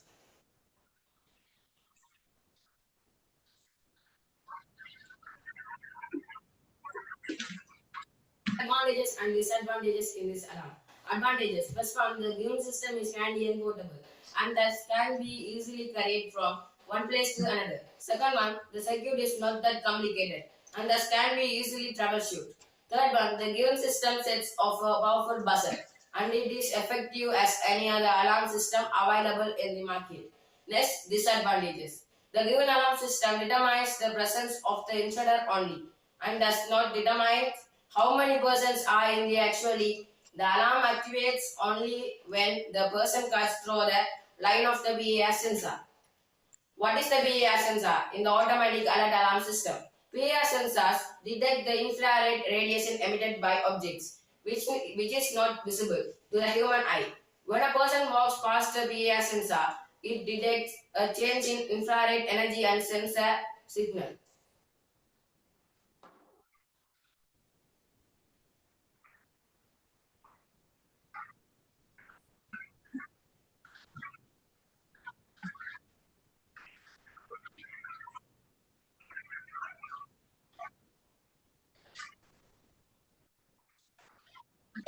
Okay, then maybe when required, please translate. Like you are talking about security alarm systems. There are already commercial alarm systems. Yeah. Then what is new in your one, or what they are going to improve compared to available security alarm systems? What are the new aspects, or what are the limitations that you are going to address? Yeah. ஏற்கனவே வந்து commercial எல்லாம் வந்து இருக்குது. இந்த இருக்கிற commercial எலாம்ல வந்து இப்ப உங்களோட ரிசர்ச் வந்து என்ன புதுசா நீங்க இன்ட்ரடியூஸ் பண்ண போறீங்க, இல்லாட்டி என்ன புது லிமிடேஷன் வச்சுக்கிறீங்க, இல்லாட்டி இருக்கிற சிஸ்டத்தை நீங்க எப்படி இம்ப்ரூவ் பண்ண போறீங்க, இது என்னது நீங்க இந்த ரிசர்ச்ல சொல்ல வாரீங்க? முந்தி வந்த அலாம் சொல்லலாம், இப்ப இருக்கிற அலாம் சொல்லலாம் வீடோட பொருத்தி இருக்கும். அதை நாம ஒவ்வொரு இடத்தையும் எடுத்து போகல. எந்த அலாம் எப்படி என்றால் நம்ம பேட்டரி போட்டு யூஸ் பண்ணலாம். அடுத்தது இதை நம்ம வெளியிடத்துக்கு கொண்டு போகலாம். வேற வீடுல தங்குறண்டா அதுக்கு யூஸ் ஆகும் இந்த அலாம். இதை கொஞ்சம் மேலும் மேம்படுத்துற மாதிரி இந்த அலாம்ல இருந்து அலாம் 8 மீட்டர்ஸுக்கு ரேடியேஷன் இருக்கும். இந்த அலாம் எப்படி இந்த அலாம் 8 மீட்டர்ஸ் டிஸ்டன்ஸ். ஓகே. இந்த அலாம்ல நாங்க இது ஃபியூச்சர்ல ஒரு SMS வர மாதிரி வந்து செட் பண்ண மொபைலுக்கு. So that they say that the normal commercial alarm is fitting in a particular place, but they have they are going to introduce a new commercial alarm which can be taken to the entire place. If you want, you can take it anywhere else. And also they improve that it have the 8 meter distant radius, and also they plan to implement SMS systems when the alarm is going to play, that the SMS will be send it to your mobile phone. Okay, what I mentioned as commercial alarm also, I think all these are available, like in what we have in our like typical one, there is a main unit and all other sensors are wirelessly connected. There is a GSM or the SIM card, then it can call and send SMS, and we can get the code which particular sensor is triggered in which location of your home. So, all functions are available. I think way forward, I can understand what you are doing. Please translate. என்ன சொல்ல வராங்கன்னா commercial எலாம்ல வந்து commercial எலாம்ல வந்து நீங்க இப்ப சொன்ன எல்லா ஃபீச்சர்ஸுமே already இருக்குது. அதே நேரம் இந்த எலாம்ல சிம் கார்டை இன்சர்ட் பண்ணி கோடை யூஸ் பண்ணி நீங்க உங்களோட வீட்டுல இருக்கிற எந்த எலாம் வந்து ட்ரிகர் ஆகி பிளே ஆகுதுன்றது வரைக்குமே எஸ்எம்எஸ் வர மாதிரி சிம் கார்டு யூஸ் பண்ணி செய்யக்கூடிய மாதிரி இருக்குது. அப்ப இதை விட நீங்க என்ன புதுசா ஏதாவது செய்ய போறீங்களா, இல்லாட்டி நீங்க இதை விட நீங்க இன்னும் ஸ்டடி பண்ண வேண்டி இருக்கு? But to study, it's okay, and you can try to add more other features. Check maybe available commercial products, and then if you want to highlight any additions, you can add features like, let's say, continuously one particular sensor is triggering, or sensitivity to other animals, or other disturbances, or think about like add more features, or then search about problems of existing. This basic infrastructure is available. நீங்க வந்து இப்ப create இப்ப இருக்கிற அலாம் இந்த சிஸ்டத்தை வந்து study பண்ணி அதை வந்து என்னென்ன வேற வேற ஃபீச்சர்ஸ் ஆட் பண்ணலாம்ன்றதை பற்றி நீங்க இன்னும் கொஞ்சம் யோசிக்கணும். அதாவது இப்ப அனிமல் ஏதாவது வந்திருக்கா, இல்லாட்டி வேற டிஸ்டர்பன்ஸை வச்சுக்கொண்டு எல்லாம் பண்ற சென்சிட்டிவிட்டியை யூஸ் பண்ற மாதிரி, மற்றது கண்டினியூஸா எல்லாம் அடிச்சு கொண்டு வந்தா அதுக்கு அதை ஸ்டாப் பண்ற டைம் டியூரேஷன் அப்படி ஏதாவது அப்படி நீங்க வந்து புதுசா ஏதாவது ஆட் பண்ணணும். மற்றது வந்து நீங்க இப்ப இருக்கிற ப்ராப்ளம் என்னன்றது கரண்டா இருக்கிற ஏற்கனவே பேஸான மாடல் வந்து இருக்குது, அதுக்கு நீங்க இப்ப இருக்கிற ப்ராப்ளம் என்னன்றதை பற்றி கண்டுபிடிச்சு அதை எப்படி இம்ப்ரூவ் பண்ணலாம்ன்றது இந்த நீங்க ஆட் பண்ற ஃபீச்சர்ஸை வச்சு எப்படி இம்ப்ரூவ் பண்ணலாம்ன்றதை பற்றி யோசிங்க. Thank you. So we'll move to the next presentation. Good morning, everyone. We are from BTPD Patirabu MMB National School Kalavanjugudi. Our research team members are Sadhujan, Ligithan, Agustina, Srisagavi, and Mirdanga. We are going to talk about an innovative project titled Eco-Friendly Fertilizer Blend Using Water Hyacinth. Our aims are transform water hyacinth, a widespread invasive plant, into an environmentally sustainable fertilizer and reducing water pollution in natural water bodies. Significance of the topic. Water hyacinth has been soaking many water bodies in the country, causing serious ecological and economic problems. Removing these invasive species has proven futile since they come back almost immediately. Decades ago, water hyacinth Eichhornia crassip spread from its native ecosystem in Amazonia, Brazil, and became an invasive species in water bodies across the globe. It's also reached Sri Lanka and has ever since eaten in of lakhs our country. This is picture of Batticaloa district. The most rivers are found in Batticaloa district. Therefore, Eichhornia plants are found in abundance during flood season. Some of the areas where Eichhornia plants are found in Koralaipattu North and West, Koralaipattu Central, Eravur Town, Eravur Pattu, Manmunai Northwest and South Erivilpattu, Poradivupattu and Katangudi. Significance problems by water hyacinths. Disease spreading vector species of mosquitoes breed freely in the static water.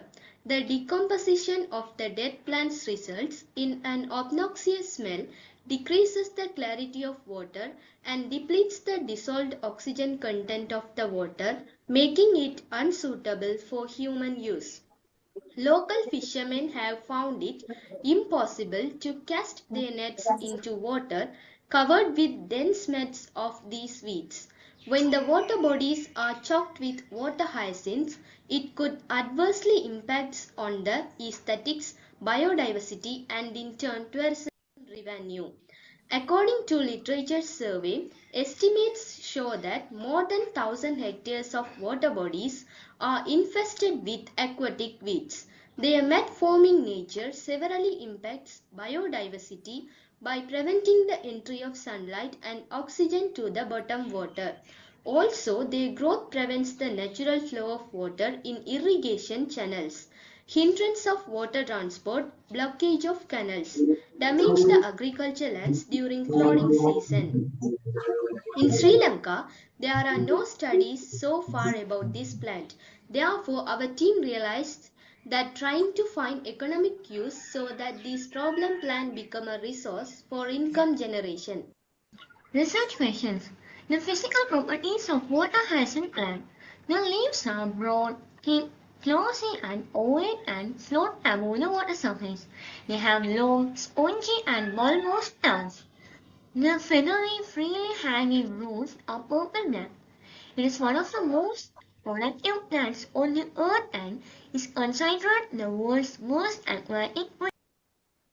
It tolerates annual temperature ranging from 31.1 degrees Celsius to 37.2 degrees Celsius, and its pH tolerance is estimated at 5.0 to 7.5. The beautiful blue devil water hyacinth grows rapidly as a dense green mat over stagnant water bodies such as lakes, streams, ponds, waterways, ditches, and backwaters, and is recognized by its lavender flowers and shining bright leaves. Properties of water hyacinth plant. Fresh plant contains 95.5% moisture, 0.04% nitrogen, 1.0% ash, 0.06% P2O5, 0.20% K2O, 3.5% organic matter. On a zero moisture basis, it is 75.8% organic matter, 1.5% nitrogen, and 24.2% ash. The ash contains 28.7% K2O, 1.8% Na2O, 12.8% calcium oxide, 21.0% chlorine, and 7.0% P2O5. The advantages of this fertilizer: easily available, the plant therefore cost effective. The compost increases soil fertility and growth, yield, and generally improves the quality of the soil. In Sri Lanka, mineral fertilizer is expensive. It is an elegant solution to the problem of water hyacinth proliferation and also poor soil quality. It contains many rocks elements seldom found in synthetic fertilizer, so it helps plant to be more disease resistant. The nutrients are in the compost are not leached out by rainwater and all available to the plant. Here is the picture of mushroom grown on water hyacinth bed. Significance of the topic materials: plant, blended machine, oven, insulated bottle, pH meter. Plants availability easily collected from local rivers. With pictures of that, roadmap for eco-friendly fertilizer blend production using water hyacinth. Water hyacinth collected from nearby water bodies, lime powder produced during acetylene gas production, wood powder and animal manure should be mixed together. A rotating drum can be used for mixing. This mixer will decompose into fertilizer within 20 to 25 days. The fertilizer produced in this manner can be used for agricultural activities. This project highlights our commitment to addressing ecological problems while contributing to sustainable agriculture. Thank you for everyone. This is a suggestion. I saw the research path and the rotating drum, the lime addition, the sawdust addition is good as compost. Just a suggestion for you to try, because it seems you can do that. Why don't you try first water hyacinth collection to generate gas, say to the school lab, and then see the effectiveness of the fertilizer afterwards. So you will have two areas. You can use the same drum part for the compost direct from water hyacinth. I would recommend try water hyacinth to biogas, and then to check the residue, the value of the fertilizer. It will be very interesting to see the difference, and you will find that the latter part gives a much higher value in terms of nitrogen too. Good to try both, and that will benefit, and you will have some energy to the lab. Your learning opportunity will be much more.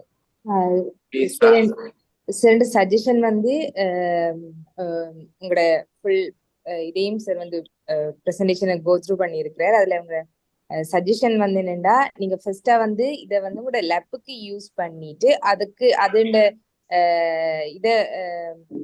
அதோட use எப்படி இருக்குன்றத வந்து நீங்க ஃபர்ஸ்டா தனியே நீங்க டைரக்டாவே fertiliser போகும்போது அதை உங்களோட ஸ்கூல் லேப்புக்கு யூஸ் பண்ணி அதுல இருந்து பிறகு நீங்க ஃபெர்டிலைசர் என்ன மாதிரி இருக்குன்னு சொல்லி நீங்க அதுக்கு பிறகு ட்ரை பண்ணி பார்க்க சொல்லியிருக்கேன். Thank you so much. So we'll move to the next presentation. The Prince of Wales College Moratuwa. Most of the Sri Lankans uses a cool white LED as their bedroom lights, which can lead to eye strains and lack of sleep quality. As student researchers, we aims to study of turning cool white LED to warm white LED lights. I'm Nandita Fernando from Prince of Wales College, Moratuwa. The others are my team members, and the names are Onali Shane, Sanol Netmira, Sarah Charin, and Dinsar Vijayanayaka, and they help in different roles in this research. Light bulbs are one of the main innovations in our daily life, so we soon began to think about it. In this, we have mentioned why to use these different colors of light bulbs, and also mentioning our question of changing a cool white LED light to warm white LED light without any higher cost. To get a clear understanding on this field, we have these different kinds of light bulb and how they have developed from time to time. So why to do this as a research? Firstly, there isn't much research about this in Sri Lanka. And with that said, if we do it as a research, there will be a lots of benefits from it. Why this question is important? Human eye is very valuable, and this tells us how a blue light can damage your eye, causing these symptoms such as eye strain and lack of sleep qualities. So just like that, this can help in sleep qualities and also reducing eye strains, while also helping us to relax and saves our money from buying a new warm white LED light. So this is our solution.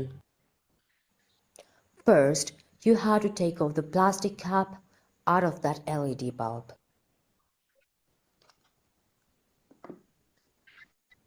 Then you have to draw a circle around the cellophane paper to the size of that LED bulb to make a cutout out of it. Next, place that circle on the LED to make the change of color. And finally, again put the cap on the LED and let's see the results. It did change the color, but there was another problem. When the LED was getting hotter, it burns that paper of cellophane, giving less the color we wanted.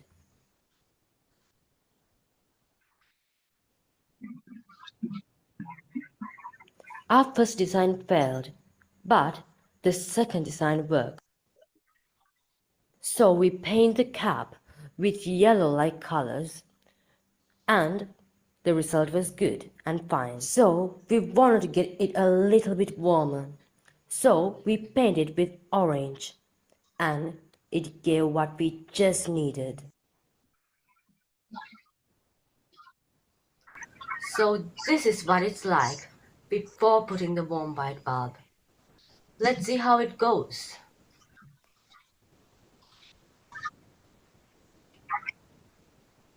So this is our observation and difference between these light bulbs. So this is the look of it. So can you see that there's no difference from buying a new one? In here, we have fully covered our journey with a roadmap, with the first step highlighting the major topic, and then second highlighting the introduction of that topic. Next, it highlights why it's important and why it's worthy and why it's unique. After, it highlights what are the observations we did and what are the practicals we did to make it. It also proves that a cool white LED can be changed into a warm white LED bulb with ease.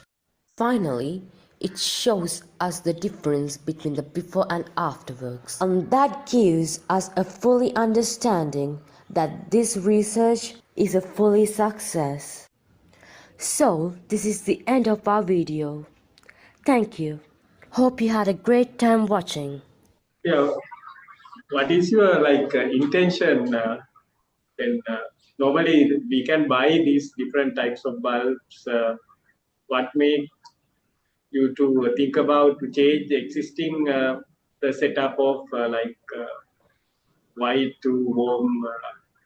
Of course, in this, you know that Sri Lanka is not upper class country that have a lot of money.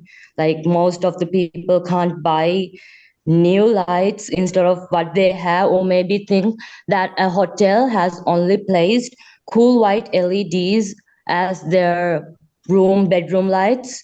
So if they wanted to replace it with a new one, or actually buy a new warm white, the cost, if the whole hotel wants to buy it, the cost is much more higher.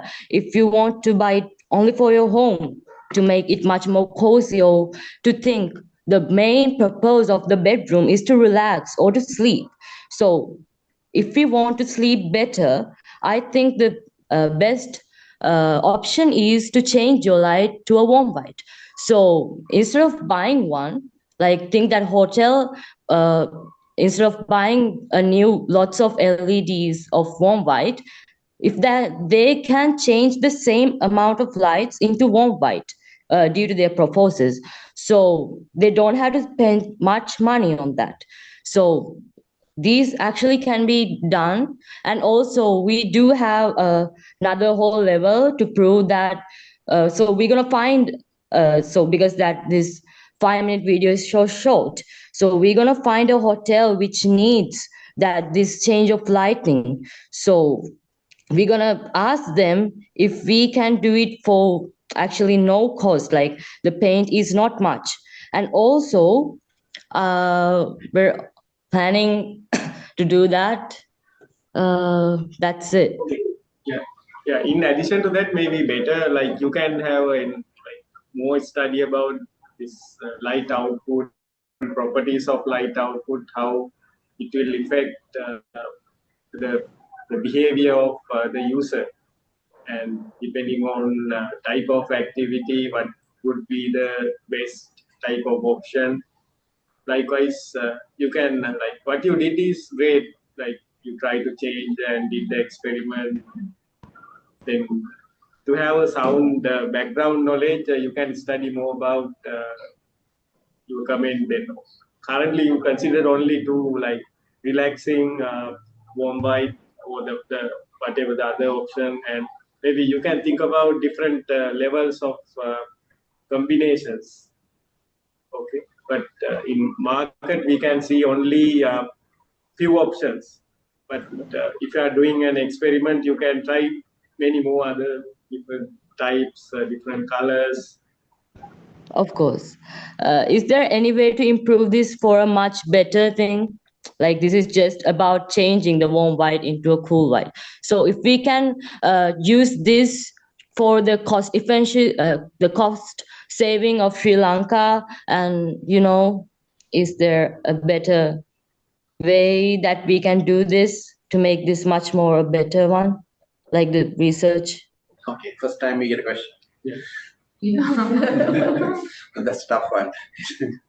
Yeah, what I mentioned is one aspect. Like then you are talking about different behaviors, different usages of light. You can like have a list of things in domestic environment or hotel environment. What are the activities for light? There are standards. Light level is different one. Light color. There are different technical parameters. You can the color, the light intensity levels are defined by standards for different activities.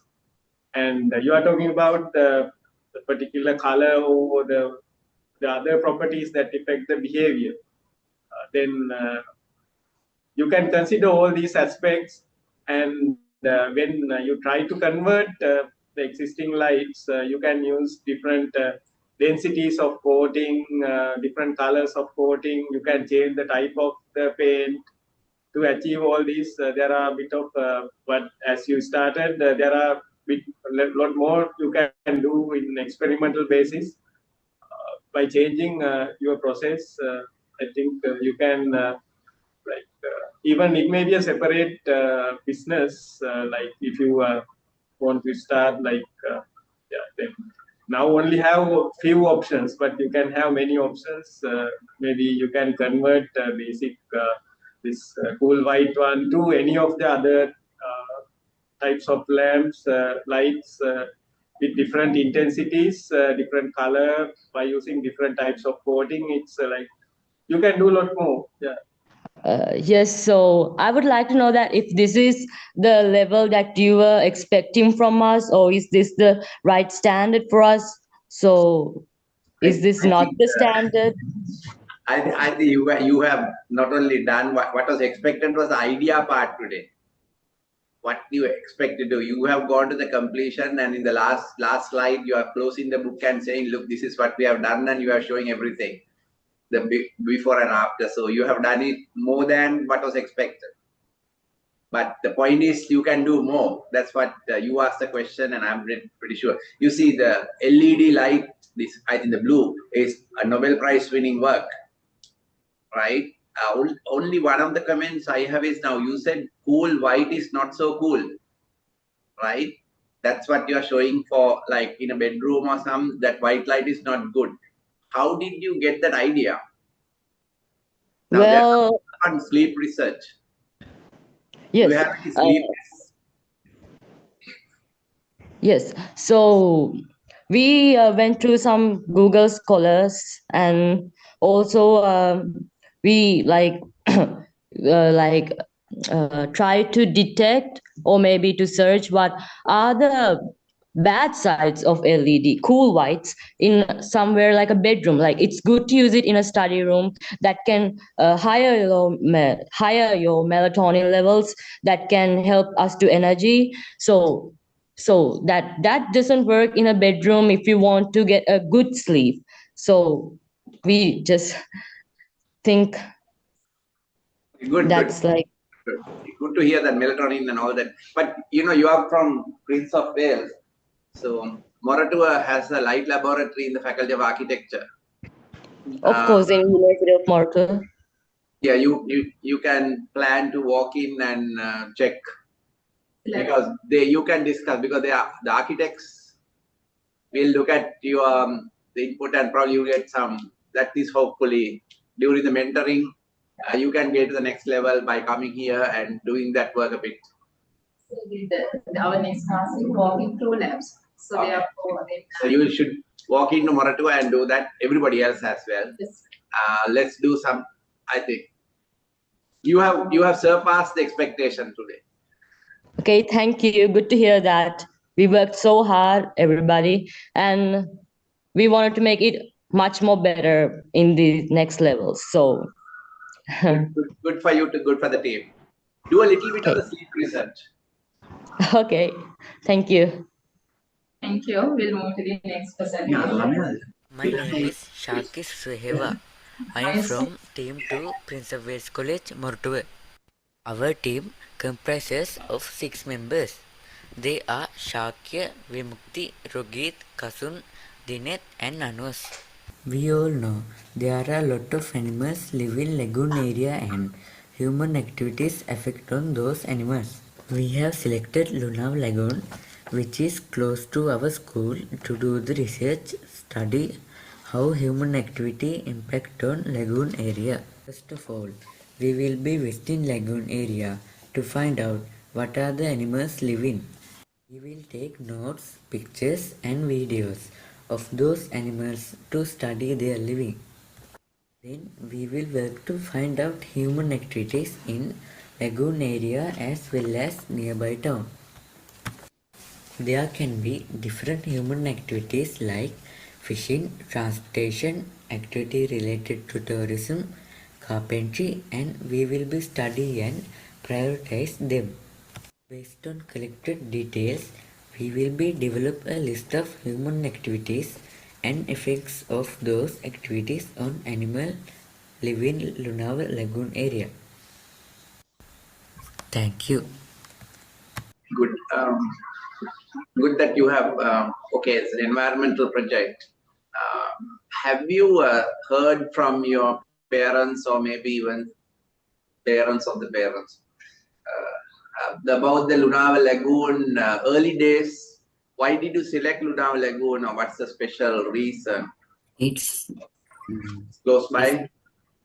It's the nearest lagoon to all of us in team. Okay, okay. Now that's a lagoon that apparently we have destroyed in about last 30-40 years. Very quickly we have destroyed it.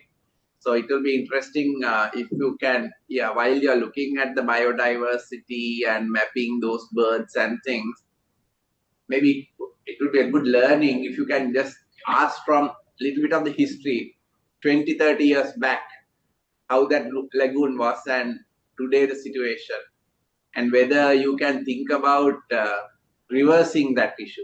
Because what we have done is we have destroyed a natural system by our activities, and that's a learning how to do things without destroying nature. So I think you can add that little bit, because you can still find people who probably have a lot of ideas about the Lunav Lagoon 30 years ago. Try to use that knowledge and the current knowledge and see whether we can improve on it. Okay. And hopefully are you maintaining a nature diary type of thing? No, sir. And what you see today, observation, taking few photos, putting that, maybe good collection. Okay? Okay. Okay, thank you. Thank you. So we'll invite to the next group. Hi everyone, this is the third group of Prince of Wales College. Hi, I am Jairo and I am studying at Prince of Wales College. Also, I am currently in grade 9 and I am the leader of this group number 3. I am Saidi Satsara Bopite. I am in grade 8. My school is Prince of Wales College. Hi, I am Yashin Hetitandri. I am in grade 8 at Prince of Wales College. I am Renuk. I am grade 9 student at Prince of Wales College. I am Sadish Satminan. I am grade 9 student at Prince of Wales College. Hi, I am Kinok. I am studying in grade 8 at Prince of Wales College. Hi, I am Jairo and I am going to discuss about our research program. To do a research, we first have to find a research question. So after lots of discussing about the research question, we have finally selected a question as: do teenagers aged between 13 to 14 years spend a lot of money on video games? As we all know, it is a very big problem in the society. Can we stop them from playing games, or can we stop them from spending money too much? It is the most focused area in the research. We are trying to specially focus on those areas so we can specially solve this question. To solve our question, we are going to use these objectives. So as our step number 1, we are going to understand the elements that attracts teenagers to play this game. There are many elements that teenagers get attracted and they get addicted to those games. So, in the first step, we are going to understand those elements and stop them from happening again. In the second step, we are going to identify the types of games that teenagers play the most. As we all know, there are many types of games as sport games, shooting games, and many more. In the third step, we are going to examine the problems that may arise from the playing game. Nowadays, there are many diseases that they invented because of playing those games. And just a reminder, I'm not here to talk about all the bad things about games, because personally I also play games and I'm not here to blame them and do things like that. But our question is, the teenagers spend too much time and also they are spending their parents' money, or they spend too much money on those games. We want to stop that. It's our main goal, or not to blame on those games. At our last step, or our fourth step, we are going to propose the solution to limit excessively gaming spending. So as our methodology, we are going to use it like this.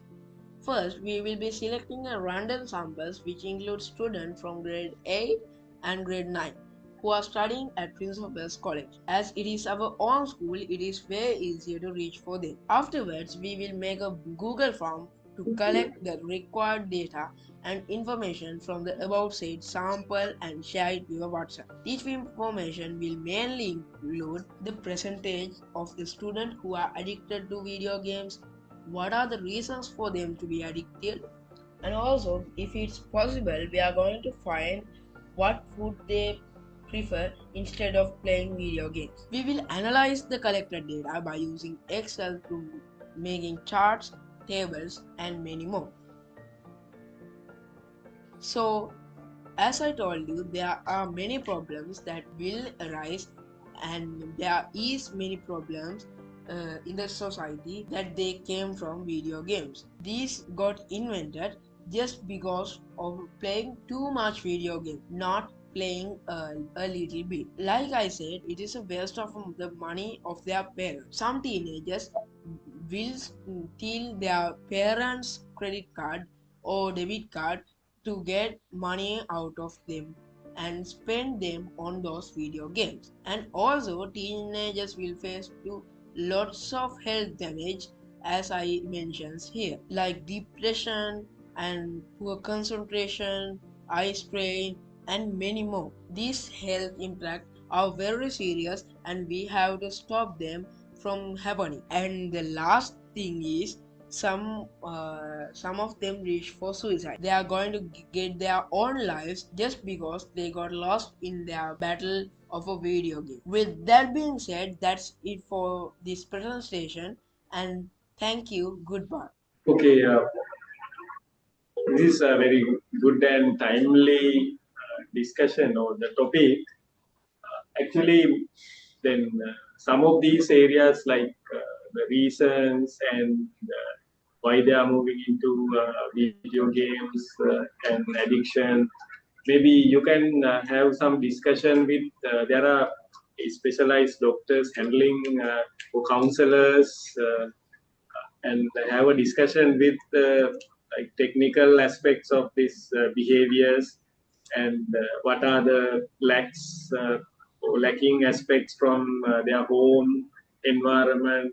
And then in preparing your Google form, before that, maybe better to have a discussion and identify like those are well studied, and they are like what are the main causes of kids are moving into these aspects, and then you can refine your Google form. And then there are optional measures that you can take also, like then those are also you can include if there are options like this. Are you going to move to play the video game, or you can ask what is the other option. Therefore, you can refine by studying a little bit more about or discussing with experts. So you can search about in online also. You can search the literature. That is my suggestion, but it's very good and it's a bit challenging topic. I have one comment. you said you are also watching video games or you are playing video games, right? Whoever, right? But then you use the term, I know children, I mean like students who are addicted to video games. You see, you need to be careful. You don't know when you playing games and the transitioning to the addictive part. You may not really realize. Yes, sir. I have put limitations like screen time, and I have very strictly limit those, so I won't get addicted to those games. That's good. That's good. But it's not a very clear cut line. This side is not addictive. This side is addictive. It's transition. You may not even know. But good. Good. Anyway, that's what I want to comment. So look at certain behaviors. Why addiction happens there? For those students who are quickly moving to games, spending parents' money, somehow or other want to play the game. Just look at why. Look at some of the reasons and see how to change those reasons. Because once you have a habit, it's very difficult. So you need to understand the symptoms or before and then take some action. Yes, sir. As far we have seen, the most of the teenagers spend their parents' money on shooting games, especially. So we are especially going to focus on those areas, like they are spending so much money on those shooting games, not other games. When we are comparing, we have seen shooting games are very popular and they are spending their parents' money. Okay. One maybe additional question, like then what is the cost for like 1 hour to play this shooting games? Roughly? Rupees? Cost? No, sir. It's actually begin like this. It's not they are not charging to play the game. The game is free, but when we are free, get addicted to those games, it like we are curious to buy those suits and those things. So then they started spending money. Yeah, you need to go to next stage or to add that promotional items inside the game. You need to spend money. Yeah. Maybe just also while doing this work, identify how much money a student group of 10 or 15 is spending. Maybe good data to use. I don't think it's commonly known. It's how much we are spending. We are planning on making a Google form. So without the name and the class, so they will fill out. Because otherwise, if we had to enter the name and the class, they won't enter the correct data. So you will learn that this is the way to collect data. You don't collect data by putting every name and thing. You will directly go into the police station. Good. Okay, sir. Thank you. Thank you. Big thanks to the teacher in charge and students of Prince of Wales. And next, we go to the Sebastian Boys College Moratuwa. Hello everyone. We are the second group at St. Sebastian's College Moratuwa to participate in the UOM's Junior Researcher event. We are here to present our ideas on the small phenomenon regarding sakura trees.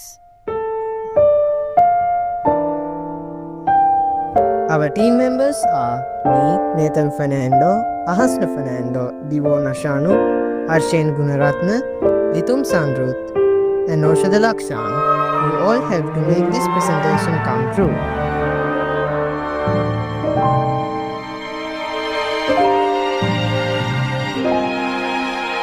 Our topic is the effect of outer space environments on planet. Outer space presents unique space challenges for plant growth, including microgravity, cosmic radiation, and limited natural resources. Microgravity disrupts the natural growth direction of roots and stems, but plants adapt using light as a guide. Cosmic radiation can damage plant DNA, affecting growth and seed viability.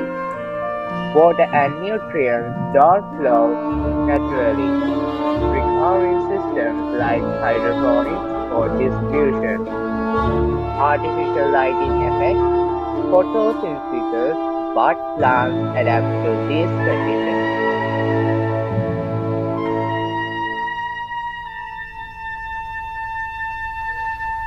This topic will allow us to understand how plants react to different environments and gravitational processes, and possibly a way to speed up plant growth. While it may take many years to develop, having a basic understanding of the principles behind the effect of gravity on plants will be essential for agriculture department.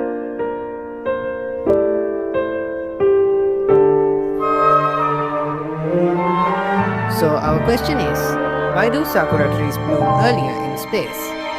A sakura tree was sent out to the ISS in hopes that the astronauts could bring it back to their children, but it had bloomed 6 years earlier than the other trees of its species.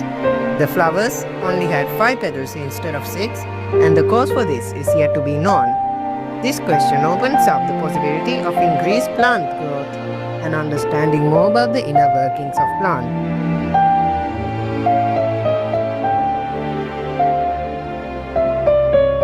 To test this, we can send sakura plants to the ISS, but with proper researchers and logging with control groups on Earth and the ISS to see which factors affect plant growth.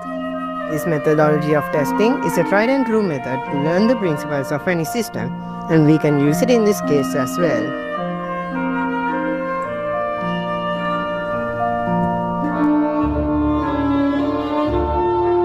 To present a roadmap, it would be to first send control groups of the plants to space and test for the effects. Secondly, we can analyze the data to see the determining factor for growth. Third, see for the useful applications on Earth and develop these technologies. And finally, give them to the people. Thank you all for listening. We hope that our presentation was persuasive enough to get you interested in the subject matter. I would like to thank the University of Moratuwa for giving us this opportunity, and may God bless you. Okay, your presentation got us interested, but how are you going to send this your flowers to space? Because this has been done before, and we have the technology to send shuttles to the International Space Station. So we believe by sending the plants on the shuttles, we can do the proper research needed to get the information on this subject. Okay. Right, good. But how St. Sebastian, your research group is going to send to space? You have a connection to Japan or? Yes, that is a problem because we alone cannot do any research on the subject. But we believe if we could reach out and get the proper people in the subject, we could maybe do this research in a later date. Okay, but okay, we expect you to do something in the project, because then only you will learn and develop some skills. So networking is a good one. Networking is also very important. Networking to get to your next level. So you are going to reach out to somebody to get yourself this help to do this work? Yes, we will try to get some help on the subject, but for now, I think it is a bit complicated to get help because we did not think of that when we were making the research question, and there was a minor oversight when we were doing this. Okay. So let's look at it. Okay, nice to hear what you are planned kind of thing, but okay, let's see how you network. But please try. That's important. You never know. Things have happened, and this day and age, you can connect very fast to people wherever they are. Okay. Maybe as said, maybe you can have some experiments, changes in the environment, what would happen, what you can do with the existing environment in like our current scenario, and have some analysis that would help in justifying if you have any future positive connections in this regard. Yeah, good. And okay, you said about microgravity. Anyway, Sri Lanka is known to be the in the earth the lowest gravity. Maybe you can check out. That's not a big difference, but try thinking something different and then same plant elsewhere. What is happening? Yes, Oh, we good. possibly look into the differences globally instead of outer space when it comes to Yeah, plant growth. that's right. That's right. Yes. Okay. Thank you. So we'll move to the next presentation. Effects of social media on mental health. What is social media? Social media refers to a collection of online platforms and tools that allow people to create, share, and interact with content and connect with others. These platforms are designed to facilitate communication, collaboration, and the sharing of information in various forms, such as text, images, videos, and live broadcasts. 1. Positive effects of social media on mental health. Supportive communities. How online groups and forums provide support for individuals with mental health issues. Awareness and education. How social media campaigns help spread awareness about mental health. Connection and communication. The role of social media in fostering relationships and reducing loneliness. Therapeutic tools. Apps or platforms that offer resources for mental health improvement. 2. Negative effects of social media on mental health. Comparison and low self-esteem. How curated content leads to feelings of inadequacy and low self-worth. Addiction and screen time. The impact of excessive social media use on sleep, focus, and productivity. Cyberbullying. The mental health consequences of online harassment and trolling. Fear of missing out. FOMO. How constant exposure to others' lives creates anxiety. Overstimulation and stress. The effects of information overload. 3. Demographic differences. How social media affects various age groups differently. Teens, adults, seniors. The role of gender in experiencing social media impacts. For example, body image issues for young women. Okay, are you there? Can we see your faces? So otherwise we have to move to the next presentation. If you are not here, From St. Sebastian's College, Moratuwa, we are going to tell you about a simple research we did to identify the gap and the intensity of the digital divide and the knowledge gap of the children from the urban environment and the children who are from the rural region about digital literacy. Well, you might be thinking, what is digital divide? It is the knowledge gap between individuals who have access to modern technology and those who are unable to access them due to a variety of reasons, such as the unavailability of required resources and many other things which will be explained to you later in this presentation. Now we have come to the topic of digital literacy. Many of us are unaware of this novelty. It is actually not only among us. The rural residents haven't even received education enough to understand even the meaning of it. Well, it is among us without our knowledge. We use it daily for everything. It is used to provide education, assist day-to-day activities and many more. It is present in Google, ChatGPT and many other resources in the internet to gain education and to do other things. I hope you got a fair knowledge about digital literacy. In order to do our research, we have touched many places which was available for us to gain the sufficient information.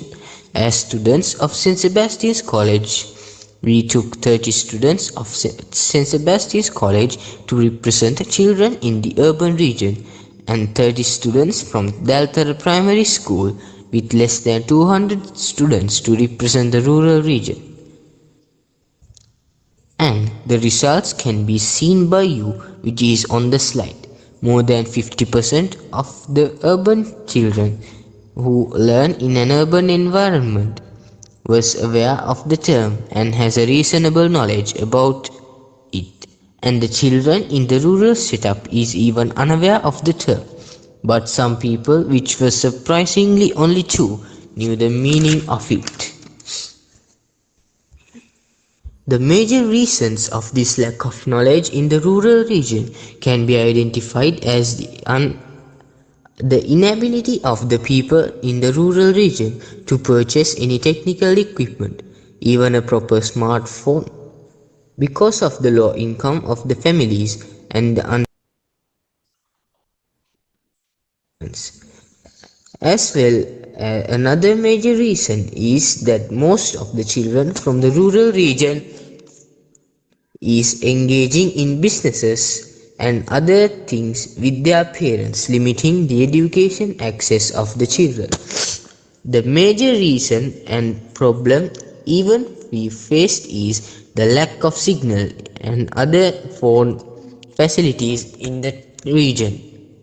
Some of the precautions for this problem that me and my team would like to propose is improving of the infrastructure in the rural region, providing access to digital literacy for all, and other solutions is providing technical knowledge to the children in the rural region, exceeding the limits of the modern school syllabus, and we can implement workshops for the development of digitally literate knowledge as children.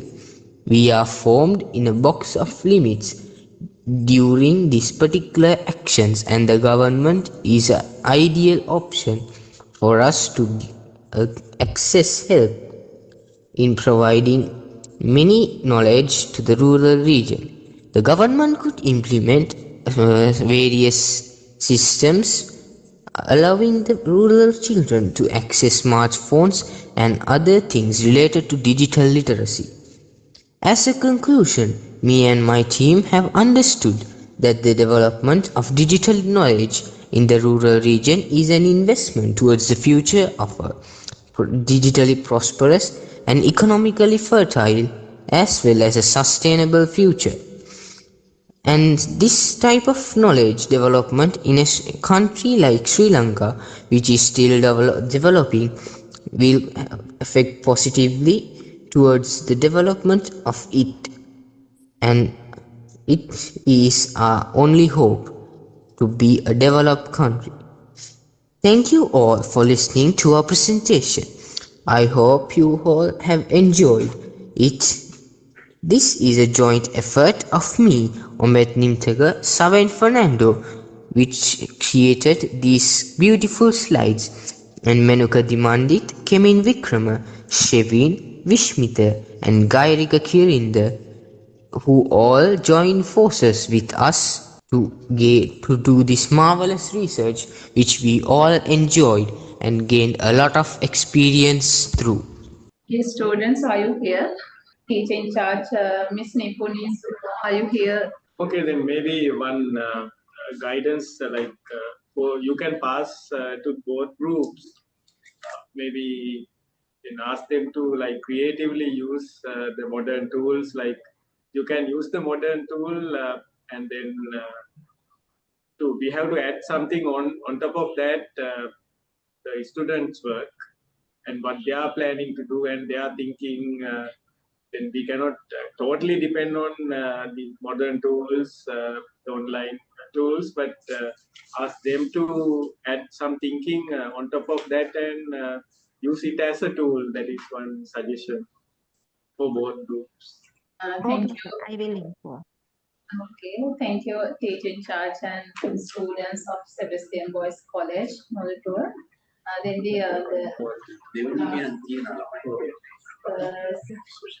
presentation on the last actually, so there are two more. So we invite Siveri Central College, Ratnapura. Welcome all to our presentation. The research topic of our presentation is ill effects of pine trees on underground water springs.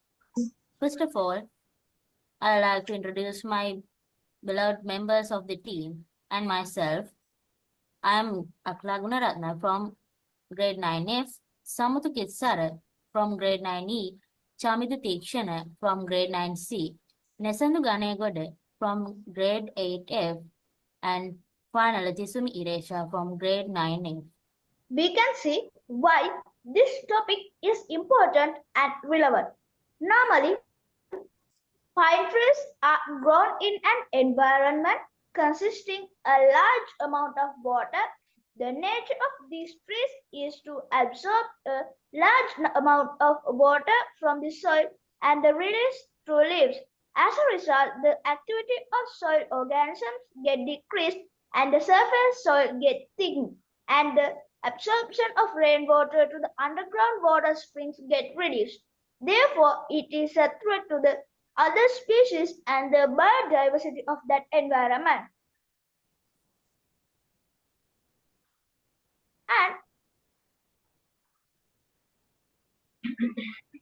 And there are some other ill effects of pine trees on environment. Some of them are destruction of natural life cycles, soil infertility, occurrence of wildfires, and soil erosion. There are some botanists and environmentalists who studied about the damage caused by the pine trees. A leading professor botanist, Alvathugoda Premadasa, and two other recognized environmentalists, namely Ranil Senanayake and Jerry Moss, are only a few of the influential people who have raised the voice to highlight the damage caused by the growth of pine. Now see our goal. Our goal is what we hope to accomplish with this is to recreate the valuable underground water springs that are being destroyed by this pine cultivation.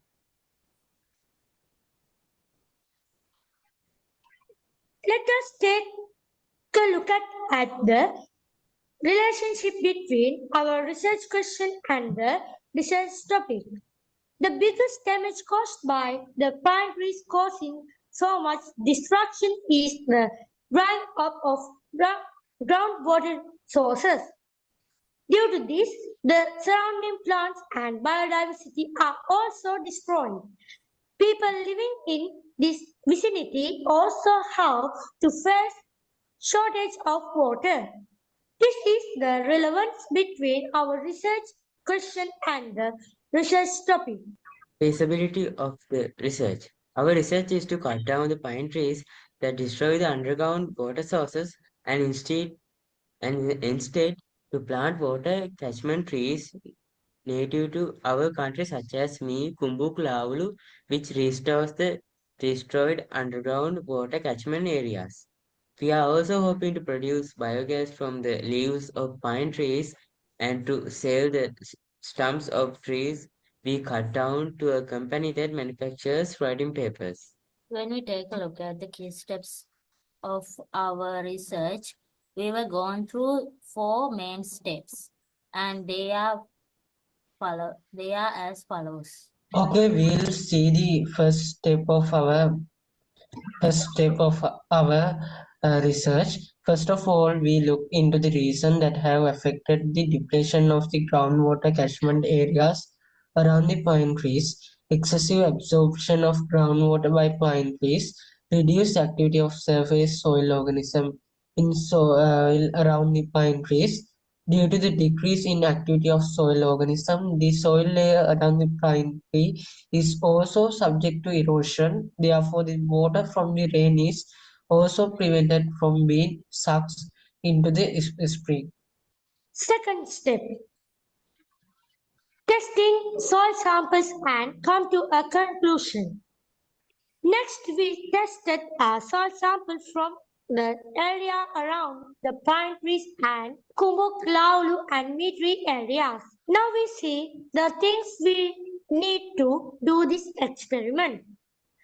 A soil sample that taken from the surrounding of pine tree and meat trees and anhydrous copper sulfate, a burner.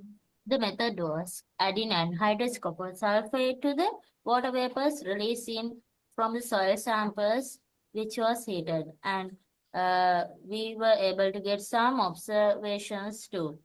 So those observations are, when the anhydrous copper sulfate is added to the soil samples taken from the pine trees, it is slightly turning into light blue. And when this anhydrous copper sulfate is added to soil sample taken from meat tree, it gets slightly turning into blue, but it is more darker than the first situation. These are the illustrations of the observations.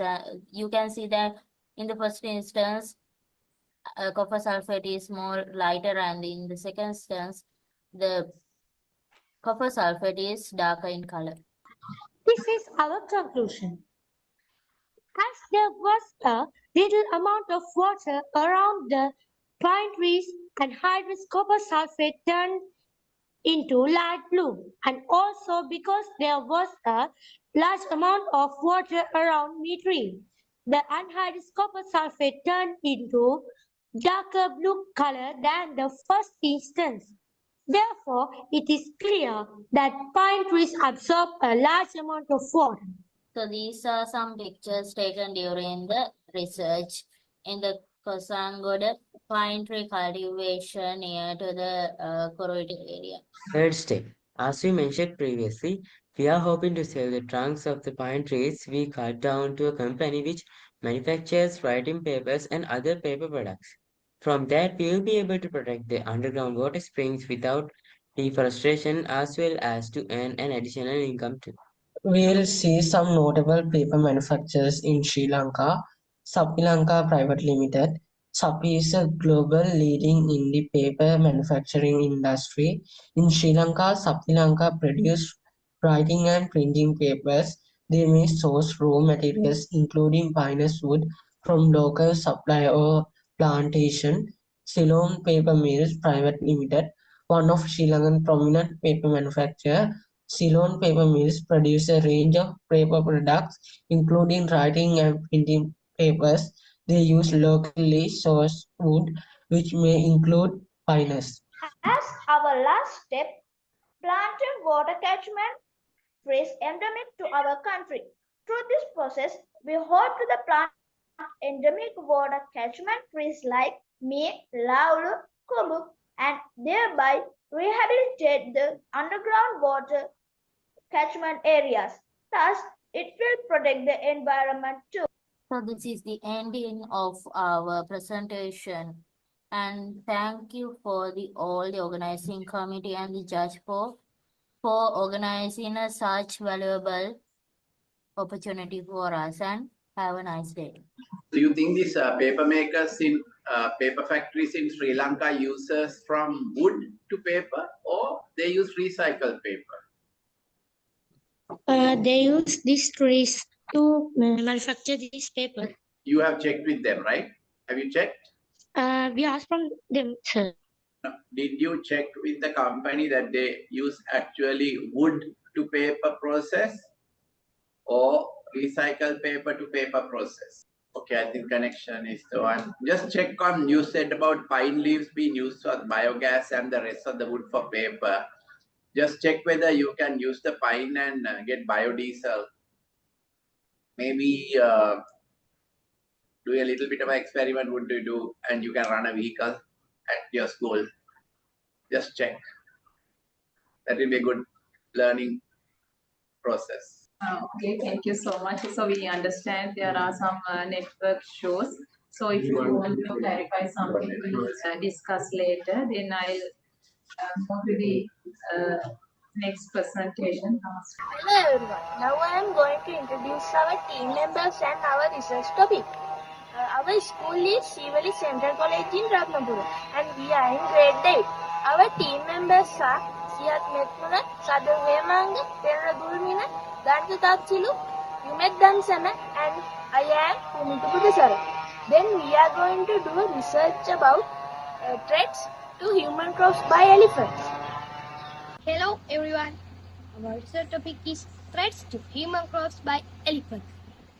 This topic is about how elephants damage crops that are grown by people, especially in rural areas. It focuses on the problems caused when elephants enter farmlands and destroy valuable crops. In Sri Lanka, elephants often come to villages near forests and eat crops like paddy, corn, bananas, sugarcane, and other fruits and vegetables. Sometimes elephants even destroy houses and fences while looking for their food. This is a serious issue in our country because farmers depend on these crops to earn money and feed their families. Conflicts happen when farmers try to chase elephants away, and this can harm both human and elephants. We selected this timely topic because we went to study and why elephants leave the forest and come to farms. We want to find solutions that protect both elephants and crops. Understanding this helps us create safe ways to solve the problem. Let's work together to protect wildlife and support our farmers for a better future. Thank you. Thank you, Umidu and Danitu. So, I'm here to talk about the significance of this topic. I'm Thanra Durmini. It's a relevant topic for farmers, tourists, and normal people because most of our economy consists of farming and tourist industry. But due to our own faults such as cutting down trees and illegal cultivation, their habitats are lost and they had to venture into our own paddy fields and henna cultivated area. On the topic how to protect crop damage, we can minimize the damages caused by elephants to humans and their property. Introducing new methods such as sound fencing, beehive keeping. So, thank you. Therefore, our topic is damages caused by elephants. Through this topic, we hope to protect both human beings and elephants by preventing the entry of elephants to villages. From a successful solution, it helped to develop the economic level of the people and protect elephant resource. And there are some harmful solutions like electric fence and electric guns. At present, we have so many occasions those things affect to elephant lives. By stopping those and giving a successful solution, we hope to get a fearless future. Thank you. Thank you, Sadev. I am going to talk about feasibility of research. I am Sihat Nendula.